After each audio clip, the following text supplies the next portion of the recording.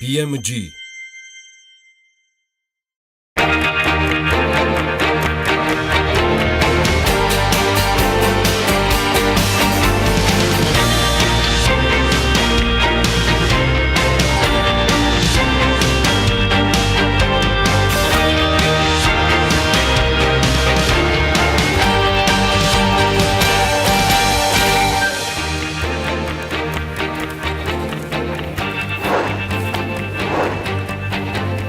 დილა მშვიდობის 30 მარტია. მე გიორგი ისაკაძე ვარ, ვიწყებთ საქმიან დილას.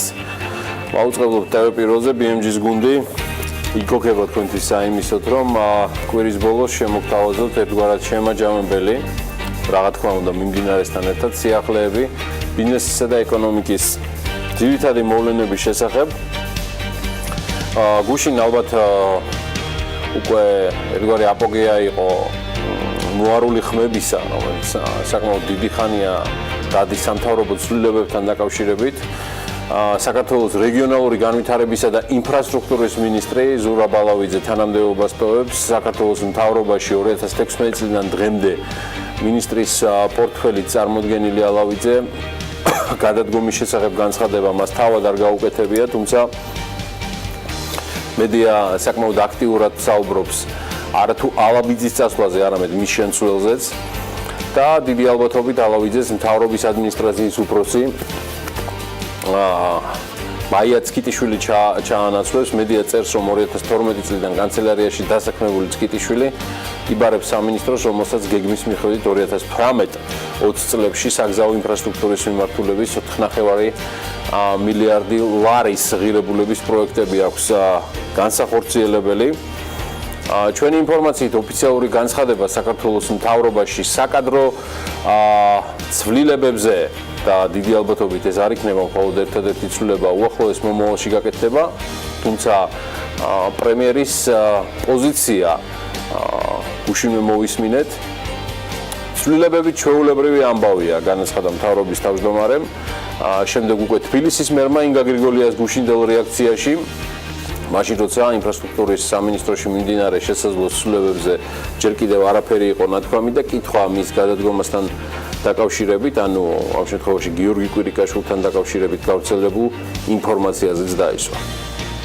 ცვლილებები არის ჩვეულებრივი ამბავი. მე ჯერჯერობით არცაც წასვლას არ ვაპირებ. ძალიან მნიშვნელოვანი საქმეები გვაქვს ასეთი კიდევ გასაკეთებელი და დამშვიდით, დაწნადით ქვეყანაში ჟირდება სტაბილურობა, ჩვენ მშვიდად ვართ. გიორგი კვირიკაშვილი თავად არ მიდის, ასე ამბობს, მაგრამ როგორც ჩანს, ცვლილებები სამთავრობო სტრუქტურებში მხოლოდ ერთი უწყების ხელმძღვანელით არ შემოიფარგლება. საპრეზიდენტო არჩევნებისთვის და მარულასთვის მზადების პარალელურად ქართული ოცნება აღმასრულებელი ხელისუფლების წევრების შერჩევაზეც და შეცვლაზეც მუშაობს. მეტი ამ თემაზე ოფიციალურად ჯერ არ თქმულა. პრემიერმაც და მთავრობის სხვა წევრებმაც ვრცლად გუშინ უფრო სამომავლო გეგმებზე ისაუბრეს, კონკრეტულად კი ტურიზმის სექტორზე. ტურიზმის ეროვნული ადმინისტრაციის 2017 წლის ანგარიშის პრეზენტაციაზე იყო წამსდგარი პრემიერ-მინისტრი გიორგი კვირიკაშვილი, სადაც მან თქვა, რომ ტურიზმის წარმატება წარმოუდგენელია, თუ ქვეყანა როგორც ერთი მთლიანი მექანიზმი არ შეიკრება. Случаев გაეროს ტურიზმის მსოფლიო ორგანიზაციის გენერალური მდივანი ზურაბ პოლოლიკაშვილის არჩევის მნიშვნელობა ამ თანამდებობაზე ცალკე იქნა ხაზგასმული და ტურიზმის სექტორში უსაფრთხოებაზე მუშაობის გაძლიერებაც შესაბამისად იქნა დაანონსებული. საქართველოს მთავრობის და ტურიზმის ეროვნული ადმინისტრაციის ვარაუდით 2018 წელს ვიზიტორების რიცხვი 8 მილიონს გადააჭარბებს, ტურიზმიდან მიღებული შემოსავალი კი $3 მილიარდ. კვირიკაშვილმა დიმიტრი ქუმსიშვილთან და გიორგი ჩოგოვაძესთან ერთად გასული წელი ცლად შეაჯამეს. მიუხედავად იმისა, რომ სფეროთი დაინტერესებული BMG-სგან ინფორმაციის ნაკლებობას არ უჩივით, ერთგვარად რეზუმირებას გავუკეთებთ. გარკვეულწილად გუშინდელ შეხვედრას რიცხვებით და ციფრებით, ტენდენციებით ცხადია ანა ლაპიაშვილთან ერთად და ასევე ერთგვარად გადავხედავთ ტენდენციებს, რომელიც ბოლო პერიოდში ცხადია უკვე სტატისტიკურად შესაბამის რიცხვებში აისახა ანა დილამშვიდობის გიორგი. ჩვენი საუბარი რომ მართლა არ დაიმსგავსოს უკაცრავ ჩვენი საუბარი რომ არ დაიმსგავსოს რაღაცა ერთგვარ ჭორაობას მიუხედავად იმისა რომ ვთვლი რომ სამთავრობო ცვლილებებთან დაკავშირებით ვიცით ორთავებ და მთელმა BMG გაცილებით მეტი ისიც ვიცით სამთავრობო ცვლილებებთან დაკავშირებით ძირითადად ინფორმაციები როდის რა ფორმით რომელი საინფორმაციო სააგენტოებით გამოჟურნავს საიმისოთ რომ შესაბამისი მესიჯ ბოქსი შედგეს მე მაინც მგონია რომ ვისაუბროთ იმაზე რაც ვიცით სტატისტიკურად მეტად მე და შენ მაინც და ეს ყველაფერი უკვე პროლოგში გვაქვს ჩამოყალიბებული თუმცა ერთ საქმე აღნიშნავდი გუშინაც ემოცია მსძლია სოციალურ ქსელში ამ თემაზე ყველაზე სამწუხარო ამ თემაში გახლავთ ის რომ ეს სამთავრობო ცვლილებები გნებავთ კარუსელი და არ ქვით გნებავთ ცირკით თუ გნებავთ სანახაობა კვლავ მოხდება მაგრამ არც მედიისგან და არც შესაბამისი დაინტერესებული პირებისგან არ იქნება მთავარი კითხვა დასმული თუ რატომ მოხდა ეს ცვლილებები რა იყო მიზეზი თუ მთელი ბოლო პერიოდის განმავლობაში ვსაუბრობთ როგორც ინფრასტრუქტურულ, ასევე სხვა ტიპის აღმავლობაზე, რეკორდულ FDI-ზე, ეკონომიკურ ზრდაზე და ასე შემდეგ. ეს კითხვები იქნება ჩვენგან აუცილებლად დასმული, მაგრამ აი პასუხებთან დაკავშირებით ისეთი ენთუზიაზმი ანა ნამდვილად არ მაქვს, რაც მაქვს ამ გადაწყვეტილებასთან დაკავშირებით, რომელიც შეიძლება უბრალოდ ვიღაცის მოწყენის საფუძველზეც მოხდა. კარგი, დაუბრუნდეთ ტურიზმს, რომელიც არ იწყენს, რომელიც ვითარდება. მე არ მაქვს ისეთი განცდა, რომ რაიმე პრობლემური იყოს გულისხმობ კადრების ცვლილებასთან დაკავშირებით ამ სფეროში, თუმცა გამორიცხული არაფერი არ არის, აბა გისმენთ.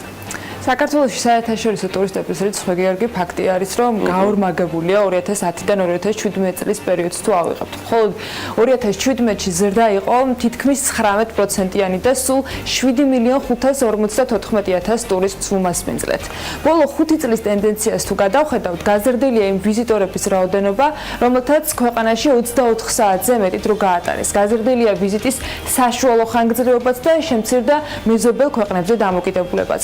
გრაფიკზე ახლა თქვენ ხედავთ, რომ გასულ წელს ერთდღიანი ვიზიტით 2017 წელს მხოლოდ 32 იყო ტრანზიტული ტურისტების რაოდენობა პროცენტულად. 22% შეადგენდა და 46%, ანუ ყველაზე მეტი ტურისტი იყო ისეთი, რომელიც საქართველოში 24 საათზე მეტხანს გაჩერდა. ასეთ კატეგორიას მაგალითად 2016-ში მხოლოდ 53% წარმოადგენდა, 2015-ში კი 39%. ეს ნაწილი რომ ცალკე გამოვყოთ სტატისტიკაში ის ნამდვილად შეუქცევადად მზადია. ვიზიტის ხანგრძლივობა და შემოსავლების რაოდენობა კი პირდაპირ პროპორციულია, რადგან ვიზიტორი მეტ ფულს ხარჯავს საქართველოში, რაც უფრო მეტხანს გაჩერდება, ფული ხარჯება სასტუმროში, ქვეყნის შიგნით გარკვეული პროდუქციისა თუ მომსახურების შესაძენად და შესაბამისად წმინდა ტურიზმის ზრდა განსაკუთრებით მნიშვნელოვანია. 2013 წელს სულ ქვეყანაში 5.392.000 ვიზიტორი იყო შემოსული, 2016-ში ეს იყო 6 მილიონზე მეტი, ანუ აქაც 18%-იანი ზრდა ფიქსირდებოდა. ვიზიტორების მიერ ქვეყანაში გატარებული დღეების ჯამური რაოდენობა კი 25.98 40-დან 41.34 მილიონ დღემდე გაიზარდა, ანუ თითქმის 60%-იანი ზრდა დაფიქსირდა. წეღანაც აღნიშნეთ და უნდა ვთქვათ, რომ შემცირებულია მეზობელ ქვეყნებზე დამოკიდებულება, თუმცა ისიც უნდა ვთქვათ, რომ ლიდერობას მაინც ინარჩუნებენ მიუხედავად წილობრივი კლებისა. მათი წილი 2017 წლებში 88-დან 80%-მდეა შემცირებული. შესაძლოა საერთო სურათში 80% საკმაოდ დიდია, მაგრამ კლება რომ ფიქსირდება, ესეც აღსანიშნავი ფაქტია. სამაგიეროდ არის გაზრდილი არამეზობელი ქვეყნებიდან ვიზიტორების რაოდენობა. ამან თავის მხრივ ზრდისკენ შეცვალა იგივე აეროპორტებში მგზავრთნაკადის რაოდენობა, მაშინ როცა 2013 წელს ქვეყნის საზღვარი საავიაციო გზით 585,000 ვიზიტორმა გადმოკვეთა. 2017 წელს მათი რაოდენობა თითქმის 3-ჯერ არის გაზრდილი, საზღვაო გზით შემოსული ტურისტების რაოდენობას პულსი არ ესინჯება და გრაფიკზეც კარგად დაინახავთ, რომ ეს ყველაფერი ანუ სტატისტიკურადაც საკმაოდ მძიმედ არის გამოხატული, აგერ ჩემო ბატონო. შაკინიძო, საზღვაო შესაბამისად და საჰაერო. საბოლოო ჯამში რატომ გვიხარია ტურიზმის სექტორის განვითარება და ტურისტების რაოდენობის ზრდა? მარტივია, იმიტომ რომ გაიზარდოს შემოსავლები.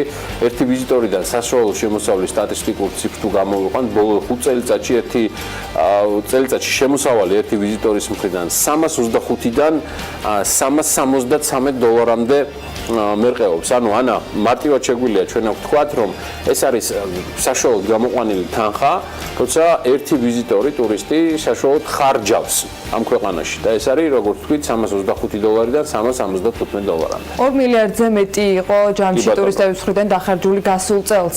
მათმა გაზრდილმა ხარჯებმა გაზარდა რა თქმა უნდა შემოსავლები ამ სფეროში დასაქმებულთა თვის და ასევე მათი რაოდენობაც.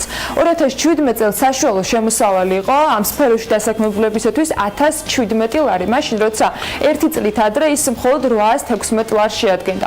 მსოფლიოს ეკონომიკისა და ტურიზმის საბჭოს ანგარიშსაც თუ ჩავხედავთ, მასშიც აღნიშნულია, რომ გასულ წელს საქართველოს მთლიან შიდა პროდუქტში ტურიზმის პირდაპირ კონტრიბუცია იყო 9.3%, ხოლო მოსალოდნელია, რომ ეს მაჩვენებელი 2028 წლამდე 10.9%-მდე გაიზარდოს. დასაქმებაში ტურიზმის და მოგზაურობის სექტორის მთლიანი კონტრიბუცია 27% შეადგენდა, მოგზაურობაც ითვლება ოღონდ აქ, რაც იყო 483,000 სამუშაო ადგილის შემცველი. მათ შორის არის ისეთი სამუშაო ადგილები, რომლის შექმნასაც ხელი თავად ტურიზმის ინდუსტრიამ შეუწყო. ამავე ანგარიში აღნიშნულია, რომ 2017 წელს ტურიზმის და მოგზაურობის სექტორში ინვესტიციებმა 435 მილიონ ლარს გადააჭარბა, რაც მთლიანი ინვესტიციების თითქმის 4% იყო.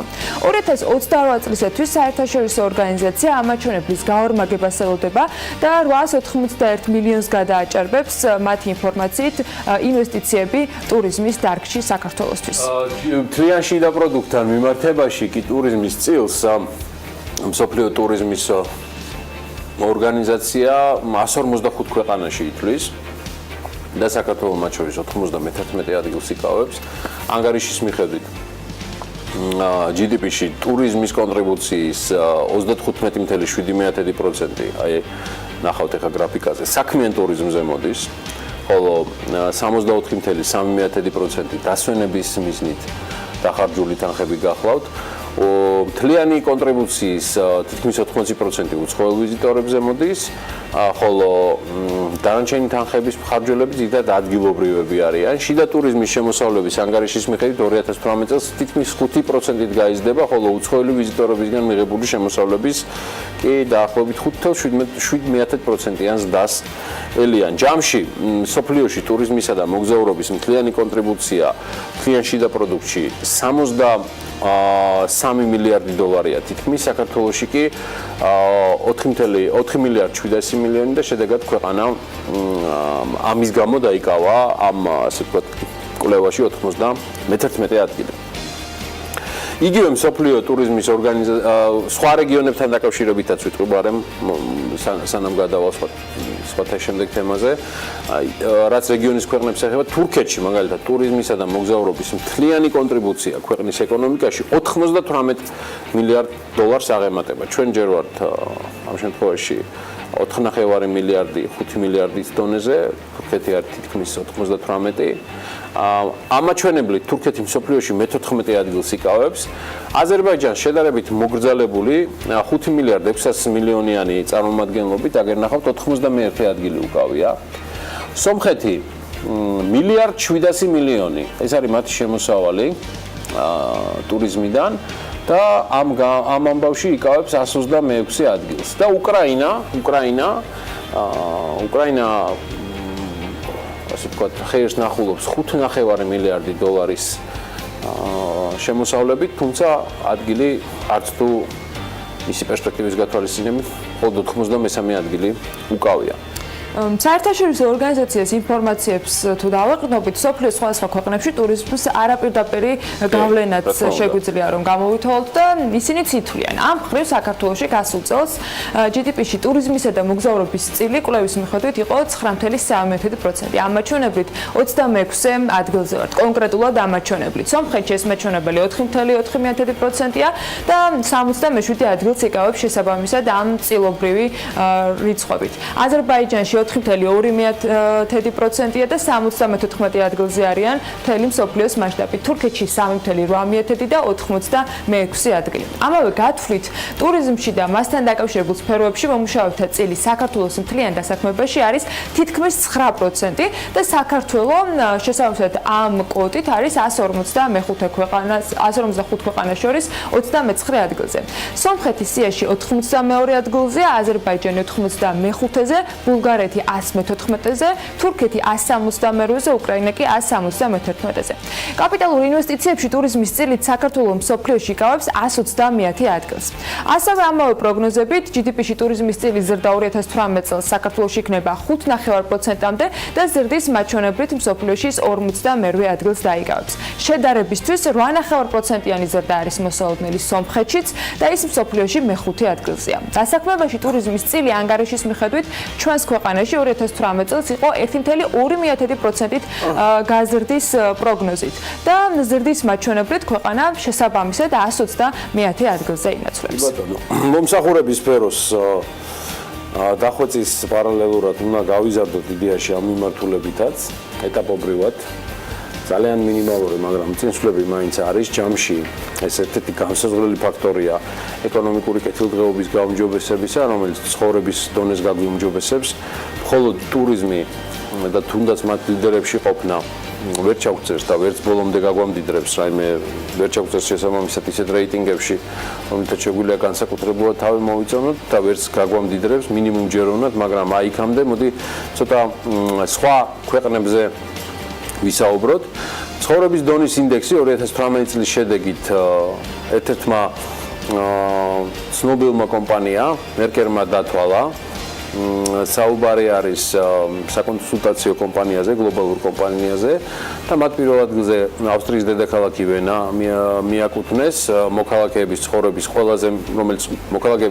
ყველაზე მაღალ დონეს თავაზობს. რეიტინგში ჯამში მსოფლიოს 231 ქალაქია მოცული და ინდიკატორებით შესაბამისად განაწილდა ეკონომიკური მდგომარეობა, სოციალურ-პოლიტიკური გარემო, ჯანდაცვა, განათლება, საჯარო მომსახურება, ტრანსპორტი, ლოჯისტიკა, დასვენება, საყოფაცხოვრებო საქონელი. ერაყის დედაქალაქი ბაღდადი ცხოვრების დონით მსოფლიოში მათი გათვლებით ბოლო ადგილზეა. ცხოვრების მაღალი დონის პირველ 10 ქალაქს შორის 8 ევროპულია. აქედან 3 ქალაქი შვეიცარიამ და გერმანიამ გაინაწილეს. ვენა, როგორც გითხარით, სისათავეში უკვე მე-9 მოხვდა.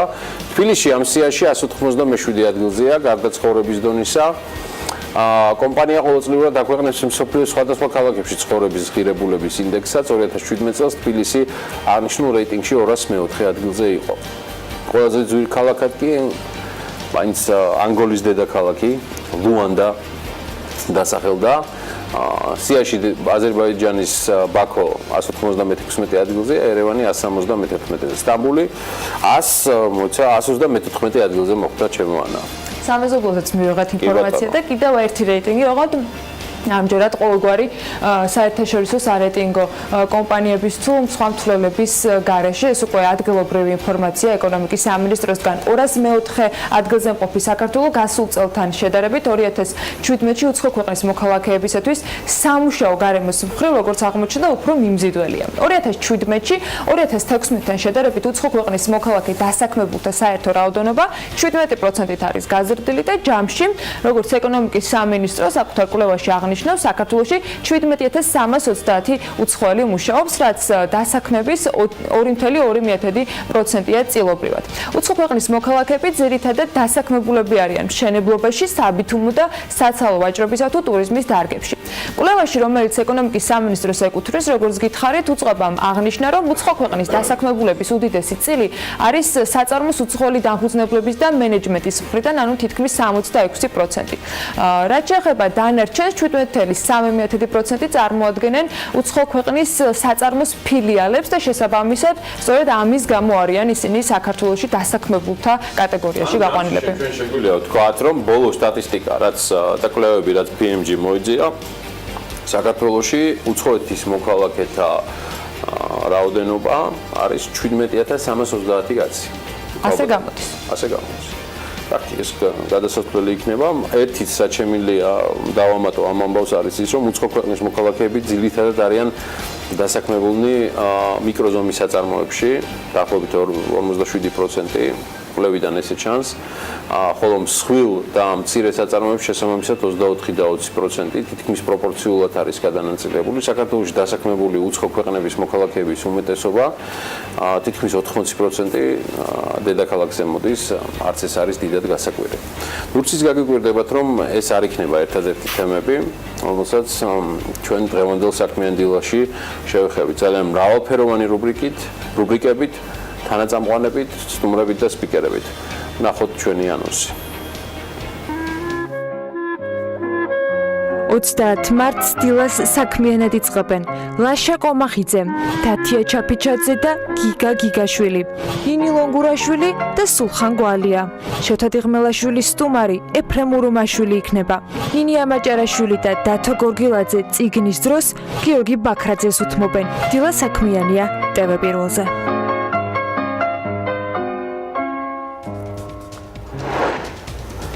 ტურიზმის ეროვნული ადმინისტრაცია Check-in Georgia-ს 2018 წლის პროგრამის ფარგლებში საიმიჯო ვიზუალური მასალის განთავსებაში $500,000 ერთ კომპანიას გადაუხდის. საქართველოში დოპელმაიერის საბაგიროებზე მომუშავე პერსონალი დამატებით გადამზადებას გაივლის და ასევე შემიძლია გითხრათ, რომ პრინციპში მათ უკვე დადეს გარკვეულწილად წინასწარი დასკვნა ამ თემებთან დაკავშირებით და ჩვენ ველით უკვე შემდგომ ნაბიჯებს, გარდა იმისა, რომ ისა და კურორტების სახელმწიფო კომპანიის ორი ტოპ მენეჯერი გადადგა თანამდებობიდან, რომელთაც მორალური პასუხისმგებლობა აიღეს იმ მომხდარ ტექნიკურ გაუგებრობასთან დაკავშირებით, რამაც რამდენიმე ადამიანის ფიზიკური დაშავება გამოიწვია. ამასობაში კი საქართველოსა და შვეიცარიას შორის თავისუფალი სავაჭრო შეთანხმება 1 მაისს ამოქმედდება. შვეიცარიის მთავრობის ინფორმაციით დოკუმენტი ხელს ქვეყნებს შორის სავაჭრო კავშირების გააქტიურებას შეუწყობს. მაგალითად, შეღავათები ამოქმედდება ისეთი პროდუქტებისთვის, როგორიც არის შვეიცარიული ყველი, ცის ნაწარმი და შოკოლადი. განცხადებაში, რომელიც შვეიცარიის მთავრობის ვებგვერდზე გამოქვეყნდა, აღნიშნულია, რომ თავისუფალი სავაჭრო შეთანხმების ამოქმედებით საქართველოსა და FTA-ს შორის შვეიცარია აგრძელებს ეკონომიკური რეფორმებისა და კავკასიური რესპუბლიკის ევროპულ და გლობალურ დონეზე ეკონომიკურ სტრუქტურებში ინტეგრაციის მხარდაჭერას. საერთოდ მაწუხებს ეჭვი, რომ ეს ყველაფერი საქართველოს შვეიცარიის ბიზნეს საბჭოს ახალ ხელმძღვანელს და მის გააქტიურებას უკავშირდება. დრო ანა შემოგვიერთდეს და უკვე თავისი კოლაჟი შემოგთავაზოს ბიზნესზე და ეკონომიკაზე. ანა, წარმატებული დღე და გისმენთ. წარმატებული და ბედნიერი დღე ჩვენ და რა თქმა უნდა ჩვენს მაყურებლებს წინკი ბიზნესი ახლები გველოდებით და სულ რამდენიმე წამში ვართ ეთერში.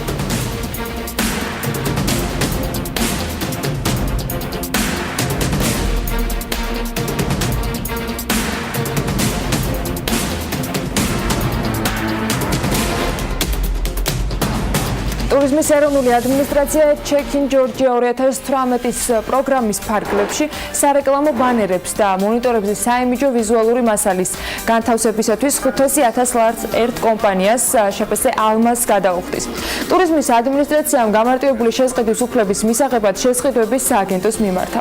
ადმინისტრაცია მოთხოვნას იმით ასაბუთებს, რომ იმ მისამართებზე, სადაც ვიზუალური მასალის განთავსებას სურთ, ექსკლუზიურ უფლებებს სწორედ შეფასე ალმა ფლობს. ყანწრასგას თბილისის სპეციალურ მმართველს უფლებამოსილების ვადა გაუგრძელდა. სემეკის გადაწყვეტილებით გიგლა თამაზაშვილი პოსტზე 2019 წლის 1 იანვრამდე დარჩება. ყანწრასგას თბილისის სპეციალური მმართველის თანამდებობაზე პირველი ვადით 2017 წლის 5 დეკემბერს დაინიშნა ის. ყანწრასგას თბილისის გაყიდვაზე ყაზახ ინვესტორებსა და საქართველოს ინდუსტრიულ ჯგუფს კი შეგახსენებთ პრინციპული შეთანხმება უკვე მიღწეული აქვს. გარიგების ღირებულება რამდენადაც მედიისთვის არის ცნობილი, $40 მილიონ შეადგენს. რუსთავის აზოტს გათავისუფლებული თანამშრომლების აღდგენა და იძულებითი განაცდურის ანაზღაურება დაეკისრა. გადაწყვეტილება რუსთავის საქალაქო სასამართლომ მიიღო. 2017 წლის იანვარში კომპანიიდან 350 თანამშრომელი გაათავისუფლეს, თუმცა კომპანიის წინააღმდეგ სამართლებრივი დავა აქედან მხოლოდ 57 თანამშრომელმა გააგრძელა. საქართველოში დოპელმაიერის საბაგიროებზე მომუშავე პერსონალი დამატებით გადამზადებას გაივლის ეკონომიკის სამინისტროს მოწვევით დოპელმაიერის ექსპერტ ინსტრუქტორები კიდევ ერთხელ ჩამოვლენ ქვეყანაში და დამატებით შეამოწმებენ მათ მიერ დამონტაჟებულ ყველა საბაგიროს ჰაწვალზე, გოდერძიზე, ბაკურიანსა და გუდაურში. პირველი ვიცე-პრემიერის და ავსტრიული კომპანია დოპელმაიერის წარმომადგენლის შეხვედრაზე ასევე აღინიშნა, რომ საბაგიროზე მომუშავეების სათანადოდ არიან მომზადებულები, თუმცა გუდაურში მომხდარი შემთხვევიდან გამომდინარე ისინი დამატებით საქართველოშივე გაევლიან გადამზადების კურსებს. ტაილანდში ქართული პროდუქტის პატრონაჟს გრისა და ბუნრახი განახორციელებს. ტაილანდის სოფლის მეურნეობის და კოოპერატივების მინისტრმა თანამშრომლობის ახალ პლატფორმაზე იქ ჩასულ ქართველ კოლეგას მიაწოდა ინფორმაცია. ლევან დავითაშვილისათვის ასევე ცნობილი გახდა, რომ ქართული ღვინისადმი ბუნრახის დამოკიდებულება მნიშვნელოვანია და ის აღიარებს სასმელის მაღალ გემოვნურ თვისებებს.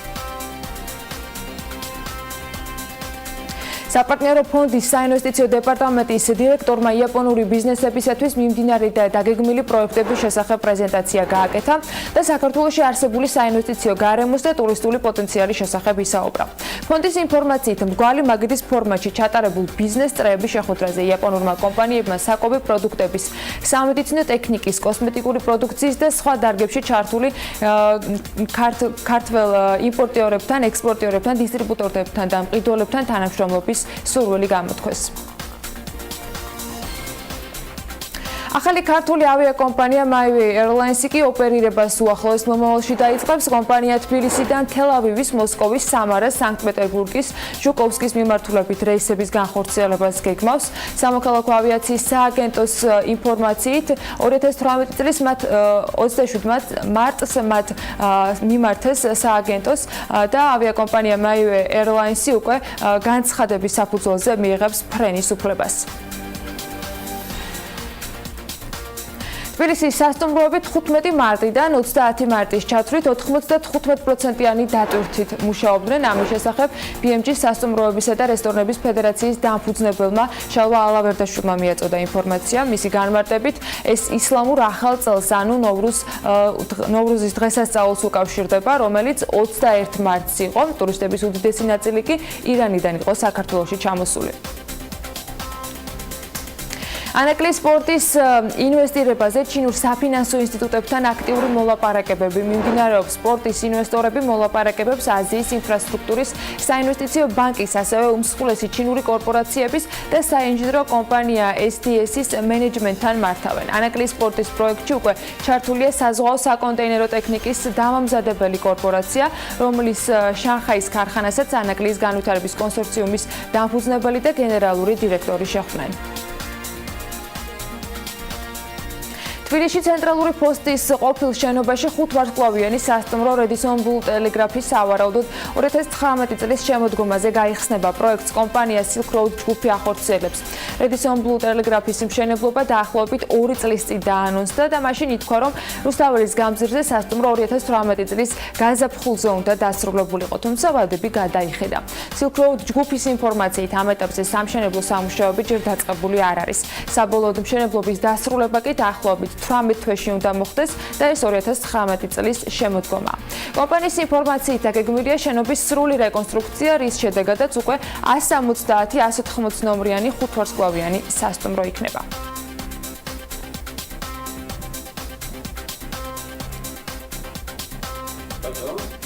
ასთია დღეს ბიზნეს სიახლეების პირველი ნაწილი და ნახავთ რო არის რომ საავტო მიმოხილვას გავაცნოთ.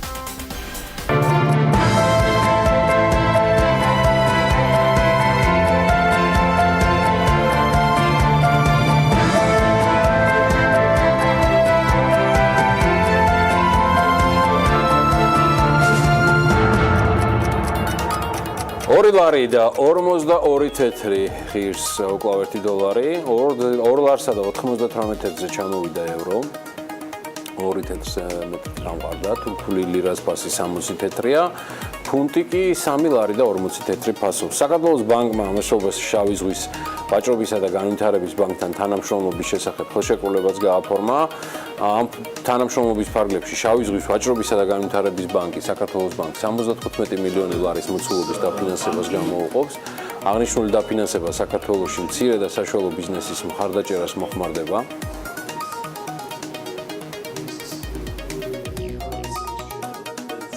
ეს ფონდირება წავა საქართველოში მცირე და საშუალო ბიზნესის დასაფინანსებლად, რაც მე ვფიქრობ, რომ ყველაზე მნიშვნელოვანი სეგმენტია ქართული ეკონომიკის განვითარებისთვის. მეორე ის ფაქტი, რომ დაფინანსება არის ლარში, ადგილობრივ ვალუტაში და თანხმედრაშია ეროვნული ბანკის და მთლიანი მთავრობის ლარიზაციის პოლიტიკის. და მესამე ის, რომ ეს ტრანზაქცია ხელს შეუწყობს ადგილობრივ ბაზარზე საფინანსო, საფონდო ბირჟის და ობლიგაციების ბაზრის განვითარებას. ეს არის პირველი შეთანხმება საქართველოში შავი ზღვის ვაჭრობისა და განვითარების ბანკის მხრიდან, როდესაც ბანკმა სახსრები ლარში დენომინირებული ბონდების საქართველოს საფონდო ბირჟაზე საჯაროდ განთავსების გზით მოიზიდა. ვფიქრობ, ეს ხელს შეუწყობს საქართველოს კაპიტალის ბაზრის განვითარებას. ამასთან, ეს არის ძალიან მნიშვნელოვანი, რადგან ხელს შეუწყობს საქართველოში მცირე და საშუალო ბიზნესის განვითარებას. ამით გახარებულმა გარემოს ეროვნულმა სააგენტომ ახალი პროგნოზი დადო ამინთან დაკავშირებით 30 მარტს, რომელსაც ანა გაგვეცნობს რამდენიმე წამში. ამინდის პროგნოზის სპონსორია SEU Development. გაზაფხულის პირველი თვე იწურება და ამინდით შესაბამისია. გარემოს ეროვნული სააგენტო იტყობინება, რომ ამინდი საქართველოში განპირობებული იქნება შავი ზღვის ჩრდილო-დასავლეთიდან შემომავალი ცივი და ნოტიო ჰაერის მასებისა და სამხრეთ რაიონებიდან, უმეტესად კი აღმოსავლეთ საქართველოზე მოქმედი თბილი ჰაერის მასების ურთიერთქმედებით. მოსალოდნელია უმეტესად ღრუბლიანი ამინდი. იწვიმებს კიდეც მაღალ მთაში, იქნება თოვლით ზოგან, შესაძლოა იყოს ძლიერი და თან ელჭექით. საქართველოში იქროლებს დასავლეთის მიმართულების ქარი და ზოგან ძლიერადაც. სოხუმში იწვიმებს და 12 გრადუსი იქნება, ბათუმში 11 გრადუსი დაფიქსირდება, ქობულეთში 12 და ფოთში 11 და წვიმა ყველა შემთხვევაში მოსალოდნელი. ქუთაისშიც წვიმას ველოდებით, ოღონდ 13 გრადუსს, ზუგდიდში 12 გრადუსს მაქსიმალურ ტემპერატურას და წვიმას, ისევე როგორც ზურგეთში. ონში იწვიმებს და 8 გრადუსი იქნება, გორში იწვიმებს და 13 გრადუსი დაფიქსირდება, ცხინვალში კი 12 გრადუსს ვარაუდობენ და წვიმას. მარნეულში 15 გრადუსია მოსალოდნელი და წვიმა, რუსთავში 15 გრადუსი იქნება და იწვიმებს, ახალციხეში კი 12 გრადუსამდე გათბება ჰაერი, წვიმასთან ერთად რა თქმა უნდა. ბორჯომში 11 გრადუსი იქნება და აქაც იწვიმებს, ბაკურიანში თვლად თოვლ-ჭყაპია მოსალოდნელი 30 მარტს და 5 გრადუსი იქნება მაქსიმალური ტემპერატურა. ახალქალაქშიც თოვლ-ჭყაპი იქნება დღის განმავლობაში და აქაც 5 გრადუსი დაფიქსირდება. სტეფანწმინდაში კი მოთოს და მხოლოდ 2 გრადუსი იქნება დღის განმავლობაში.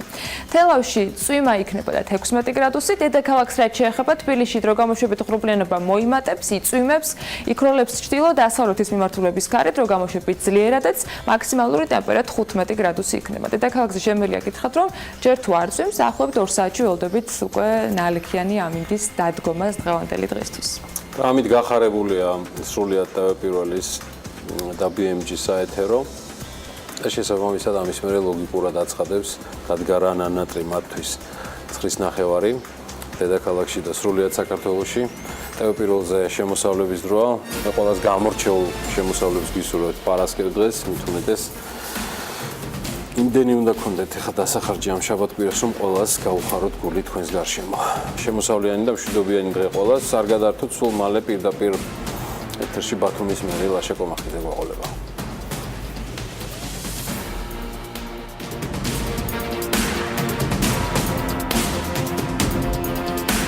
კულტურული მემკვიდრეობის დამცავი ზონების დამტკიცებაზე დღეს ბათუმის საკრებულოს ხდომაზე იმსჯერებენ. პროექტი გეოგრაფიკის მიერ მომზადებული დოკუმენტის მოწონებას და ბათუმში ისტორიული ზონის შესახებ განკარგულების დამტკიცებას ითვალისწინებს. ეს განკარგულება ქალაქის ისტორიული ნაწილის საზღვრებს და შესაბამის ზონებს დაადგენს.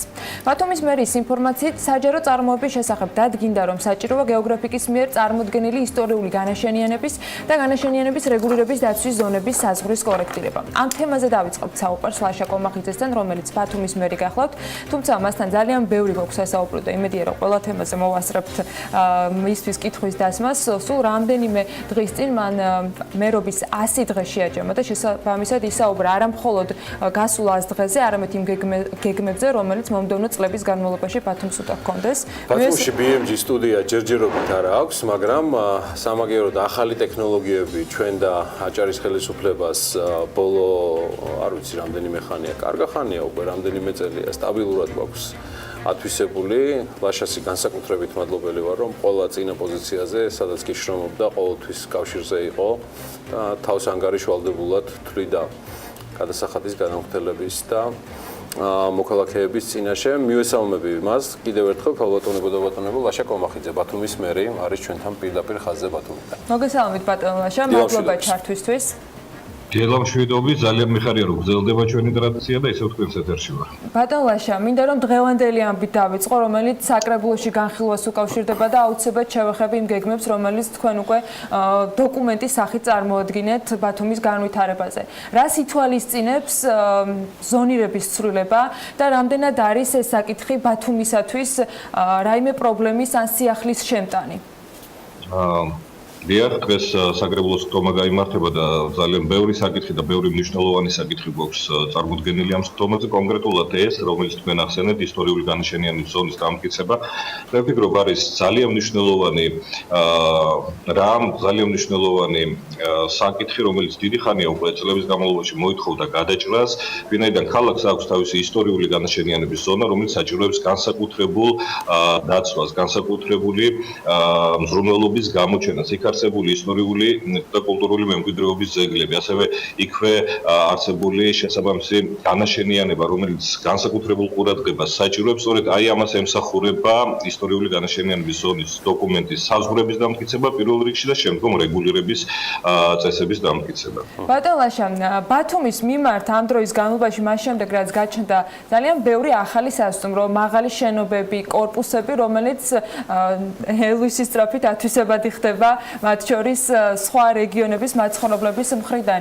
იყო შეკითხვები, რომ უნდა დაწესებულიყო ან სურვილებით შეიძლება ასე დავარქვათ, დაწესებულიყო გარკვეული კვოტები, სად შეიძლებოდა სწორედ ასეთი მაღალი შენობების აშენება და სად არ შეიძლებოდა. მეორეს მხრივ ბიზნეს ინტერესებიც არის გასათვალისწინებელი. რამდენად შეეხება ეს ცვლილება მათ შორის იმ ბიზნესებს, რომლებსაც უკვე აქვთ გარკვეული ნებართვები მშენებლობებზე მიღებული, გარკვეული თქვათ მშენებლობები დაწყებული კიდეც და ინვესტიციები განხორციელებული. რაიმეს შეცვლის თუ არა იმ ბიზნესს? არსებობს თუ აქვს თუ არა ბათუმის ადმინისტრაციას ერთგვარი ფორმულა საიმისოდ, რომ იყოს მესაკუთრეთა უფლებები დაცული, მეორეს მხრივ თავარი საზრუნი, რაც არის მოსახლეობის უსაფრთხოების და კომფორტული განთავსებისა, ბათუმის ადმინისტრაციისა არის უწყვეტი ეკონომიკური ზრდა. თავად ქალაქისა.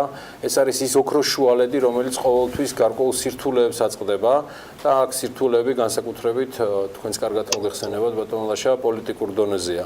მე მაინტერესებს აი ეს ფორმულა თქვენ პირადად და ფედერალურმა ამ შემთხვევაში უკაცრავად ავტონომიური რესპუბლიკის ხელისუფლებამ თუ ნახეთ ერთგვარად აი ეს ოქროს შუალედი. მადლობთ შეკითხვისთვის. დიახ, ისტორიული განაშენიანების ზონის დამტკიცება, რა თქმა უნდა, გარკვეულ ჩარჩოებში აქცევს მენაშენეებს და ქალაქის შემდგომ განაშენიანებას განსაკუთრებით სიმაღლეში წასვლას. ეს არავითარ შემთხვევაში არ ნიშნავს დაკონსერვებას აი ამ ტერიტორიის, ვინაიდან იქ ნებადართული არის მშენებლობა, თუმცა ეს მშენებლობა ექვემდებარება ძალიან კონკრეტულ რეგულაციებს. თუმცა იქიდან გამომდინარე, რომ რა თქმა უნდა ჩვენ ვიფიქრეთ იმაზე, რომ არ დაზარალდეს პირველ რიგში იქ მაცხოვრებელი ადამიანები, რომელსაც ვთქვათ დეველოპერები თავაზობენ გარკვეულ უკეთეს პირობებს მათი სახლის დემონტაჟის და ახალი სახლის აგების შემთხვევაში უფრო მეტი ფართით და ესე შემდეგ.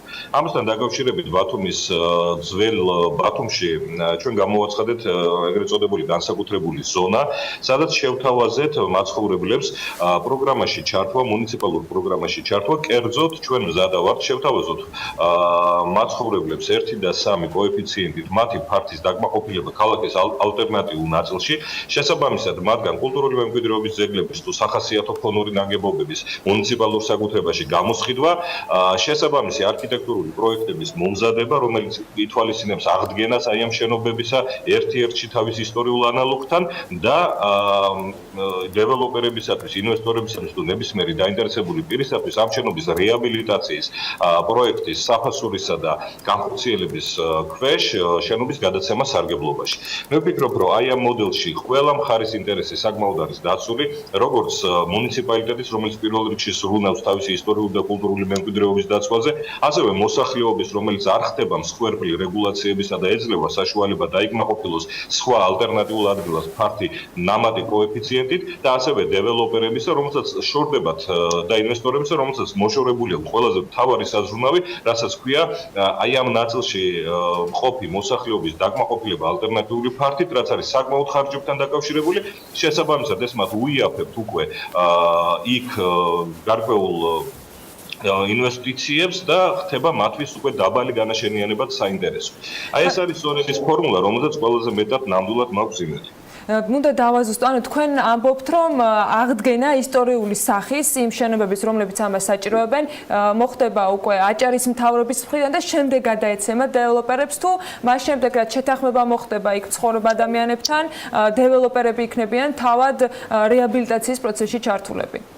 აი მე მოგიყვანთ უკვე ძალიან კონკრეტული მაგალითი გვაქვს ბათუმის ძველ უბანში დაიწვა სახლი, რომელიც არ არის კულტურული მემკვიდრეობის ძეგლი, მაგრამ არის ძალიან სახასიათო ბათუმისათვის. ის ძველი ბათუმის ძალიან ბევრ სურათზე არის ასახული, განსაკუთრებით თავისი აივნით, რომელიც ძალიან ცნობილია ჩვენთვის ბათუმელებისათვის, სადაც ცხოვრობდა 9 ოჯახი. ჩვენ ეს 9 ოჯახი დავაკმაყოფილეთ ალტერნატიული ფართით ქალაქის სხვა უბანში.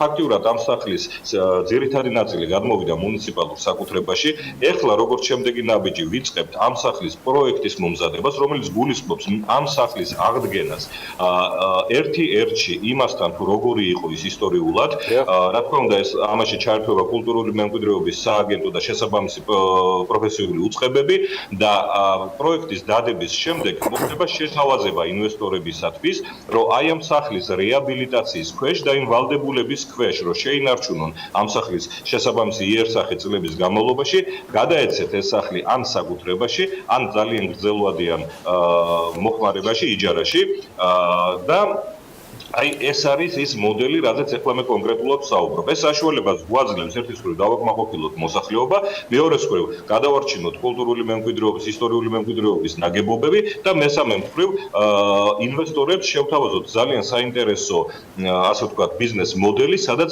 მათ ინვესტიციების განხორციელებას აქვს აბსოლუტურად გამართლებული ეკონომიკური საფუძველი. ამ მოდელიდან გამომდინარე, რჩება თუ არა ესეთი შთაბეჭდილება, რომ თქვენ ან კანონმდებლობა როგორ ითვალისწინებს ბატონ ლაშა, თქვენ გიწევთ მაინც ფედერალურ დონეზე მთავრობასთან ურთიერთობა, იმიტომ რომ არის ქონებები, რომელიც არის ცენტრალური ხელისუფლების ბალანსზე, არის ქონება, რომელსაც თქვენ განკარგავთ, გულისხმობთ ავტონომიური რესპუბლიკა, ის ზღვარი აქ სადგადის შეთანხმების, ანუ პრინციპების საბოლოო შეთანხმების და იგივე ეს გეოგრაფიქსი იქნება თუ საბოლოო შეთანხმება გეგმაზე და თამაშის წესებზე ცენტრალური მთავრობა რაიმე ფორმით ერევა თუ ამას ლოკალურად წყვეტ და ამისი უფლებამოსილება გაქვთ? არა, ეს ძირითადად ადგილობრივად გადაწყვეტადი პრობლემებია, შესაბამისი უფლებამოსილებით, რა თქმა უნდა, მუნიციპალურ დონეზე. აქვე ვიტყვი ნამდვილად, რადგანაც ახსენეთ, რომ ჩვენ მუშაობთ ძალიან აქტიურად მიწათსარგებლობის გენერალური გეგმის ტექნიკურ დავალებაზე, რომელსაც იმედი გვაქვს, რომ ძალიან მალე რამდენიმე კვირაში დავასრულებთ და შესაბამისად გამოვაცხადებთ საერთაშორისო შესყიდვას აი ამ მომსახურების მიღებაზე და ვფიქრობთ, რომ გარკვეული დროის შემდეგ ბათუმს ექნება საბოლოოდ უკვე მიწათსარგებლობის გენერალური გეგმა, რაც იქნება უკვე ძირითადი დოკუმენტი მისი შემდგომი განაშენიანებისათვის. იმედს ვიტოვებ, რომ ამ თემაზეც გვექნება ჩვენ შესაძლებლობა საქმიანი დილის ეთერში და არა მხოლოდ საუბარი გავაგრძელოთ და მე მინდა თქვენს პროექტებზე ვისაუბროთ. აი იმ ის 20 ჩამონათვალი, რაც ლაშამ გააკეთა ამასი დღის მონოგართან დაკავშირებით 2021 წლის ჩათვლით გეგმას გულისხმობს. არის საუბარი, რომ აი მაგალითად 20 ყველაზე მნიშვნელოვანი შედეგი, რაც გამოყვა. ყოველ შემთხვევაში რითაც ჩვენ მომემზადეთ მასთან მის დაინტერვიუებამდე, ერთი კითხვა მაქვს.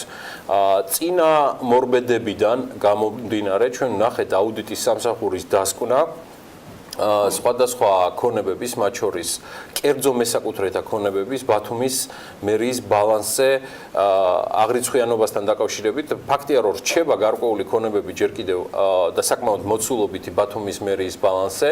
ზოგადად აუდიტის სამსახურის დასკვნაზე, მიუხედავად იმისა, რომ თქვენ არასრული 4 თვეა ბატონლაშა რაც შეუდექით უფლებამოსილებას, რა შეფასება შეგიძლიათ მისცეთ და იყო თუ არა უკვე თქვენ შორის საქმიანი კომუნიკაცია, მიმართეთ თუ არა საპასუხო წერილით აუდიტის სამსახურს და აი ამ თემაზე სტატუსი თუ შეიძლება. მადლობთ. რა თქმა უნდა, ძალიან ყურადღებით, ძალიან სერიოზულად ვეკიდებით სახელმწიფო აუდიტის, ისევე როგორც შიდა აუდიტის რეკომენდაციებს.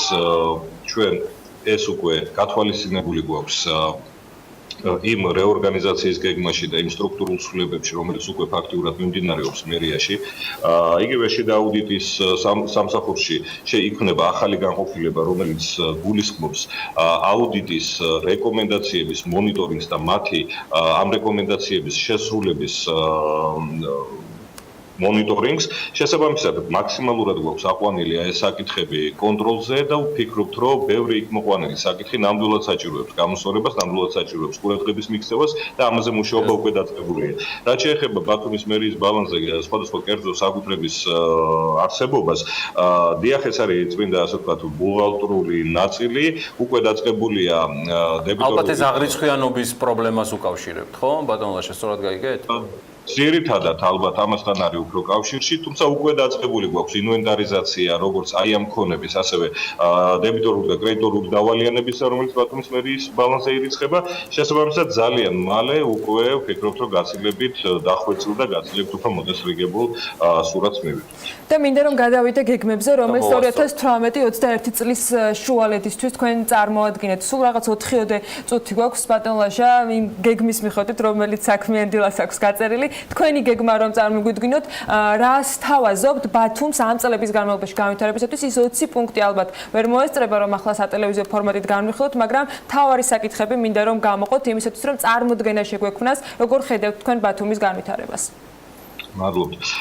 პირველ რიგში ხაზი მინდა გაუსვა იმ ფაქტს, რომ პირველად მუნიციპალიტეტის ისტორიაში ჩვენ მოვახერხეთ და აი ამ 4 თვის განმავლობაში დავდეთ სრულყოფილი ბათუმის მუნიციპალიტეტის სტრატეგია 2018-2021 წლებზე. ეს არის 240 გვერდზე გავრცობილი დოკუმენტი, ძალიან სერიოზული, ძალიან დეტალური მუშა დოკუმენტი, სამაგიდო წიგნი, ესე ვთქვათ, თითეული სამსახურისთვის, სადაც ღონისძიებების დონეზე გაწერილია თუ რა მიზნების მიღწევას ვაპირებთ აი ამ 4 წლის განმავლობაში, რა ხერხებით, რა ღონისძიებებით, დროის რა მონაკვეთში, რა ბიუჯეტით და ესე შემდეგ.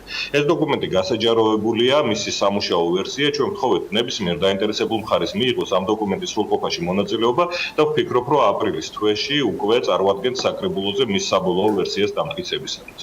ეს ვფიქრობ არის უკვე ძალიან სერიოზული და ძალიან წინგადადგმული ნაბიჯი. რაც არის ასევე მნიშვნელოვანი, რომ რა თქმა უნდა პირველივე დღიდან წინასაარჩევნო კამპანიიდან დაწყებული მე ყოველთვის ხაზს მივდივარ, რომ ბათუმში არის ისეთი მნიშვნელოვანი საკითხები მოსაწესრიგებელი, როგორც არის მაგალითად სატრანსპორტო სისტემა, გადატვირთული სატრანსპორტო სისტემა ქალაქში. გვაქვს ძალიან კონკრეტული გეგმები. ჩვენ უკვე დავიწყეთ ქალაქის მუნიციპალური ავტოპარკის განახლება. აი რამოდენიმე დღის უკან დამთავრდა ტენდერი, მიმდინარეობს ახლა სატენდერო დოკუმენტაციის შესწავლა EBRD-ის წარმომადგენლების მიერ და ვფიქრობ, რომ ძალიან მალე ბათუმს 40 ახალი ადაპტირებული ევრო 5 დიზელზე მომუშავე ავტობუსი შეემატება, რაც ძალიან სერიოზულად დაეთყობა ავტოპარკს. ასევე ძალიან მალე გამოვაცხადებთ ელექტროავტობუსებზე ტენდერს. 2-ოდე დღის უკან დავბრუნდით მთავრობის თავმჯდომარესთან ერთად ჩინეთიდან, სადაც ვიმყოფებოდით ოფიციალური ვიზიტით ქსენიანში. კერძოდ საქმე ეხებოდა ბათუმში ელექტრომობილების ქარხნის გახსნას, რაც ფაქტიურად გადაწყვეტილია, მე ვფიქრობ, არაფერი აღარ შეუშლის ამას ხელს, ძალიან ახლო ვართ საბოლოო საკითხთან, გადაწყვეტასთან, ასე რომ იმედი მაქვს, რომ უკვე ბათუმი იქნება. რადგან ახსენეთ ბატონლაშა, საქმიანი დილის მაყურებელმა ეს ინფორმაცია რამდენიმე დღის წინ მოისმინა, მას შემდეგ რაც ჰქონდა საშუალება, რომ ამ შეთანხმების შესახებ მედიასაც ჰქონოდა წტომა, რაიმე დამატებითი ხომ არ შეგიძლიათ სწორედ ამ პროექტზე ჩინეთში ვიზიტიდან გამომდინარე, იმიტომ რომ ჩვენ მაინც წირი ინფორმაცია გვქონდა და ან თარიღები, ან კომპანიის, თქვათ, წარმომადგენლობა ვის შეიძლება იყოს, ან რა ფორმით შეიძლება იყოს განთავსებული ეს მწარმოებელი ქარხანა აჭარის ტერიტორიაზე. რამე თუ შეგიძლიათ დამატებით გაგვიზიაროთ? Რამდენიმე დეტალს ნამდვილად გაგიზიარებთ. საუბარი არის ქართულ ჩინურ ერთობლივ კომპანიაზე, რომელიც დაკავებული იქნება ელექტრომობილების აწყობით, კერძოდ ელექტროავტობუსებზე აქცენტით, ასევე ელექტრომინიბუსებზე აქცენტით. Ვფიქრობ, რომ ეს ნამდვილად კარგი გადაწყვეტილებაა, ვინაიდან რეგიონში გულისხმობ როგორც საქართველოს, ასევე მის მეზობელ ქვეყნებს მსგავსი ტიპის საწარმო არ არის. შესაბამისად, ეს არის სტრატეგიულად საინტერესო ჩვენი პარტნიორებისათვის ჩინურ მხარეს გულისხმობ, ამავე დროს საინტერესო მუნიციპალიტეტისათვის, როგორც მისი ეკონომიკური ნაწილის დივერსიფიცირება. იცით, რა თქმა უნდა, ყველასთვის ცნობილია, რომ ძირითადი ეკონომიკური ნაწილი მუნიციპალიტეტისა ეს არის ტურიზმზე დაფუძნებული ბიზნესის განვითარება, თუმცა მე ყოველთვის ვამბობდი, რომ ეს არ შეიძლება იყოს ერთადერთი, აუცილებელია დივერსიფიცირება ეკონომიკური პროფილის და სწორედ ესეთი საწარმოების შექმნა, რომელიც შექმნის პროდუქტს, განსაკუთრებით ისეთ პროდუქტს, რომელიც შემდგომ ქალაქის ფარგლებს გარეთ და ქვეყნის ფარგლებს გარეთ გაიყიდება, ჩვენს ეკონომიკურ სიძლიერეს სიმტკიცეს კიდევ უფრო მეტ რწმუნებას აძლევს და შესაბამისად კიდევ უფრო მეტი შესაძლებლობების ძალიან მოკლე კითხვას დაგისვამთ და ამაზე პასუხით მინდა რომ დავამთავროთ, რითი მოხიბლეთ ამ შემთხვევაში ჩინელები, როდესაც ასეთ წინადადება მიიღეთ, რა იყო ის პირობა, რომელთაც ბიზნესი დააინტერესეთ? მე ვფიქრობ, გადამწყვეტ როლს თამაშობს ქვეყნის სტრატეგიული მდებარეობა, ასევე ქალაქის სტრატეგიული მდებარეობა. გულისხმობ, რომ ბათუმში არის ყველა საშუალება კომუნიკაციისა, ინფრასტრუქტურისა, განსაკუთრებით საზღვაო, სარკინიგზო, საჰაერო, სიახლოვე ყველა სტრატეგიულ მეზობელთან, ასე რომ ვფიქრობ, რომ ეს იყო ის გადამწყვეტი ფაქტორები, რითაც დაინტერესდა ჩინური მხარე. წარმატებები კავშირზე ვიქნებით და გავაგრძელოთ ეს მუდმივი კომუნიკაცია. მადლობა ლაშა კომახიძეს, ბათუმის მერს, ბათუმს დააჭარას წარმატებებს უსურვებ. ეხლა მოგიყვებით დამწყები რეჟისორის ირაკლი ჟღენტის ისტორიას, რომელმაც თავის ბავშვობაზე გადაიღო მოკლემეტრაჟიანი ფილმი. ისტორია ამით არ მთავრდება. ირაკლი აგვისტოში რეჟისურის მიმართულებით ამერიკაში გააგრძელებს სწავლას. ეს ის უნივერსიტეტია, სადაც სტივენ სპილბერგი და ჯორჯ ლუკასი სწავლობდნენ. სხვადასხვა რეიტინგების მიხედვით კი USC-ის უნივერსიტეტი პირველ ადგილს იკავებს. ირაკლი ჟღენტის ამერიკული ოცნება ანუკა ჯოხაძის სიუჟეტში მოხდა.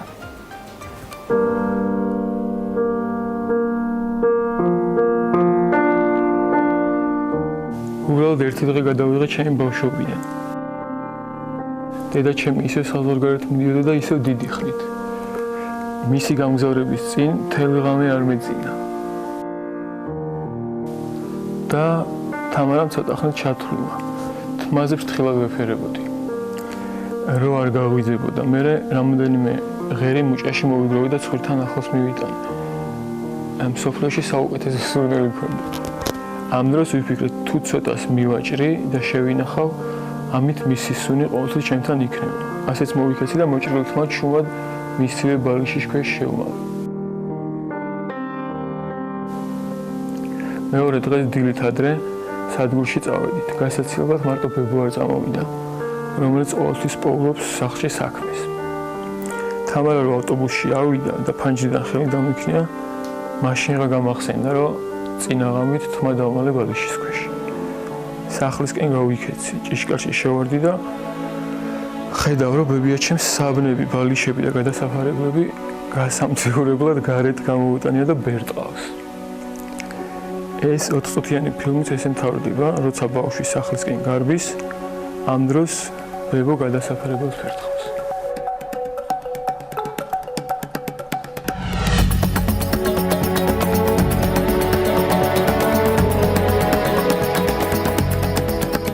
ეს ირაკლი ჟღენტია, დამწყები რეჟისორი. ფილმი დასრულდა, თუმცა გრძელდება ახალგაზრდა რეჟისორის ცხოვრება. აწმყო სრულიად განსხვავდება წარსულისგან. დედა სახლშია და ირაკლის წარმატებასაც ადევნებს თვალს. თითქოს მისთვის ხო არის წარმატებისთვის ეს ფილმი გამოადგა და ჩემთვის არის ძალიან სენსიტური ვარ, როცა უყურებ ამ ფილმს, იმიტომ რომ მე ვიცი, რომ იქ გოგო თამაშობს როლს ჩემი ძმისშვილი, მაგრამ პრინციპში ეს იქა არის. დაიწყო ხატვით. იმ წელს ჩააბარა სამხატვრო აკადემიაში 100%-იანი გრანტი მიიღო და დაიწყო სწავლა იქ. მერე დაანება ხატვას თავი და ამთავრა აკადემია. დაანება ხატვას თავი და იპოვა ფოტოგრაფიის მასწავლებელი და დაიწყო ფოტოგრაფიას სიარული. 100%-ით ფოტოგრაფიაზე უკვე. მერე ვეუბნებოდი, რაღაცა დაახატე ხანდახან. მომეშვი, მე ვიცი, რასაც ვაკეთებ. მე ამას რაღაცისთვის ვაკეთებ. მე ფოტოგრაფია დაამთავრა, სცენარზე დაიწყო მუშაობა და ბოლოს მითხრა, რომ მე მინდა რეჟისორი გავხდე ადამიანი კადრების უკან. ეს კი 6 წლის მარიამია, რომელმაც ირაკლის პირველ მოკლემეტრაჟიან ფილმში ამავე ისტორიის მთავარი გმირის როლი შეასრულა.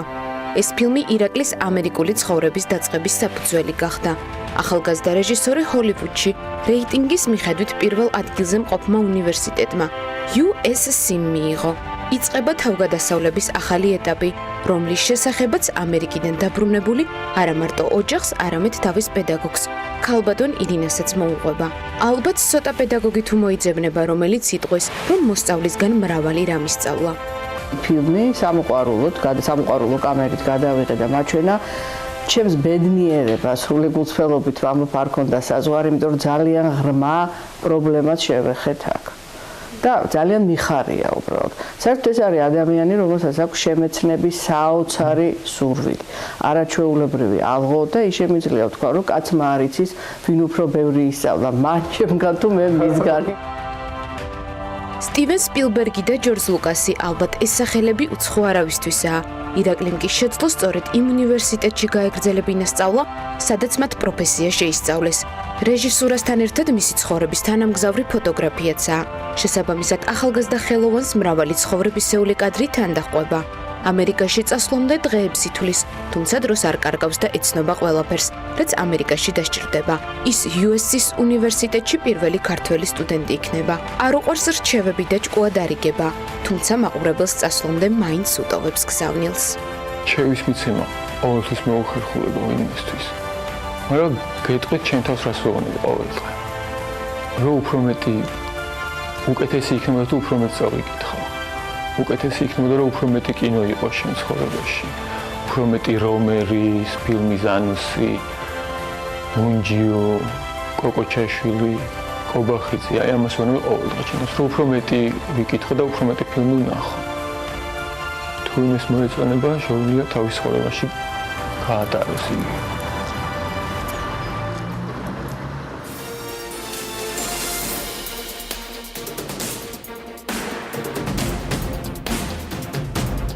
Fitch Ratings-მა საქართველოს ნავთობის და გაზის კორპორაციას რეიტინგის პროგნოზი სტაბილურიდან პოზიტიურამდე გაუზარდა. ნარჩენების გადამამუშავებელი ქარხნის პროექტი შეჩერებულია. რაც წესის მიხედვით განისაზღვრება უახლოეს მომავალში მშენებლობის მოსაკრებელი ბიზნეს სიახლეებით ვართ საქმიანი დილის ეთერში.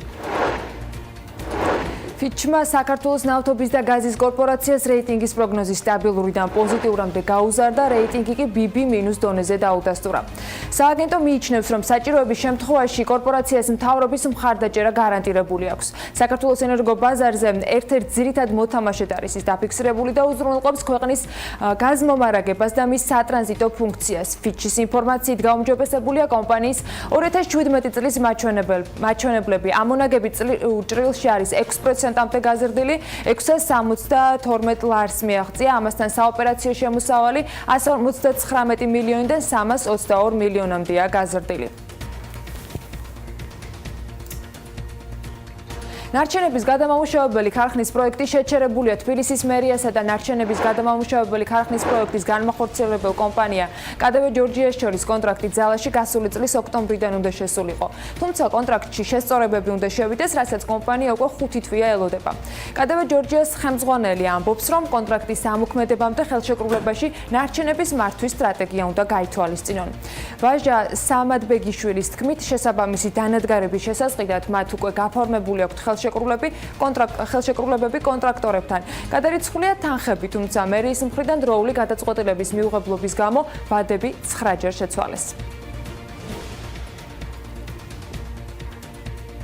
ეზოების, სკვერების, ქუჩების და მოედნების დაზიანება დასჯადი იქნება. ამის შესახებ ცვლილებები ადმინისტრაციულ სამართალდარღვევათა კოდექსში შედის.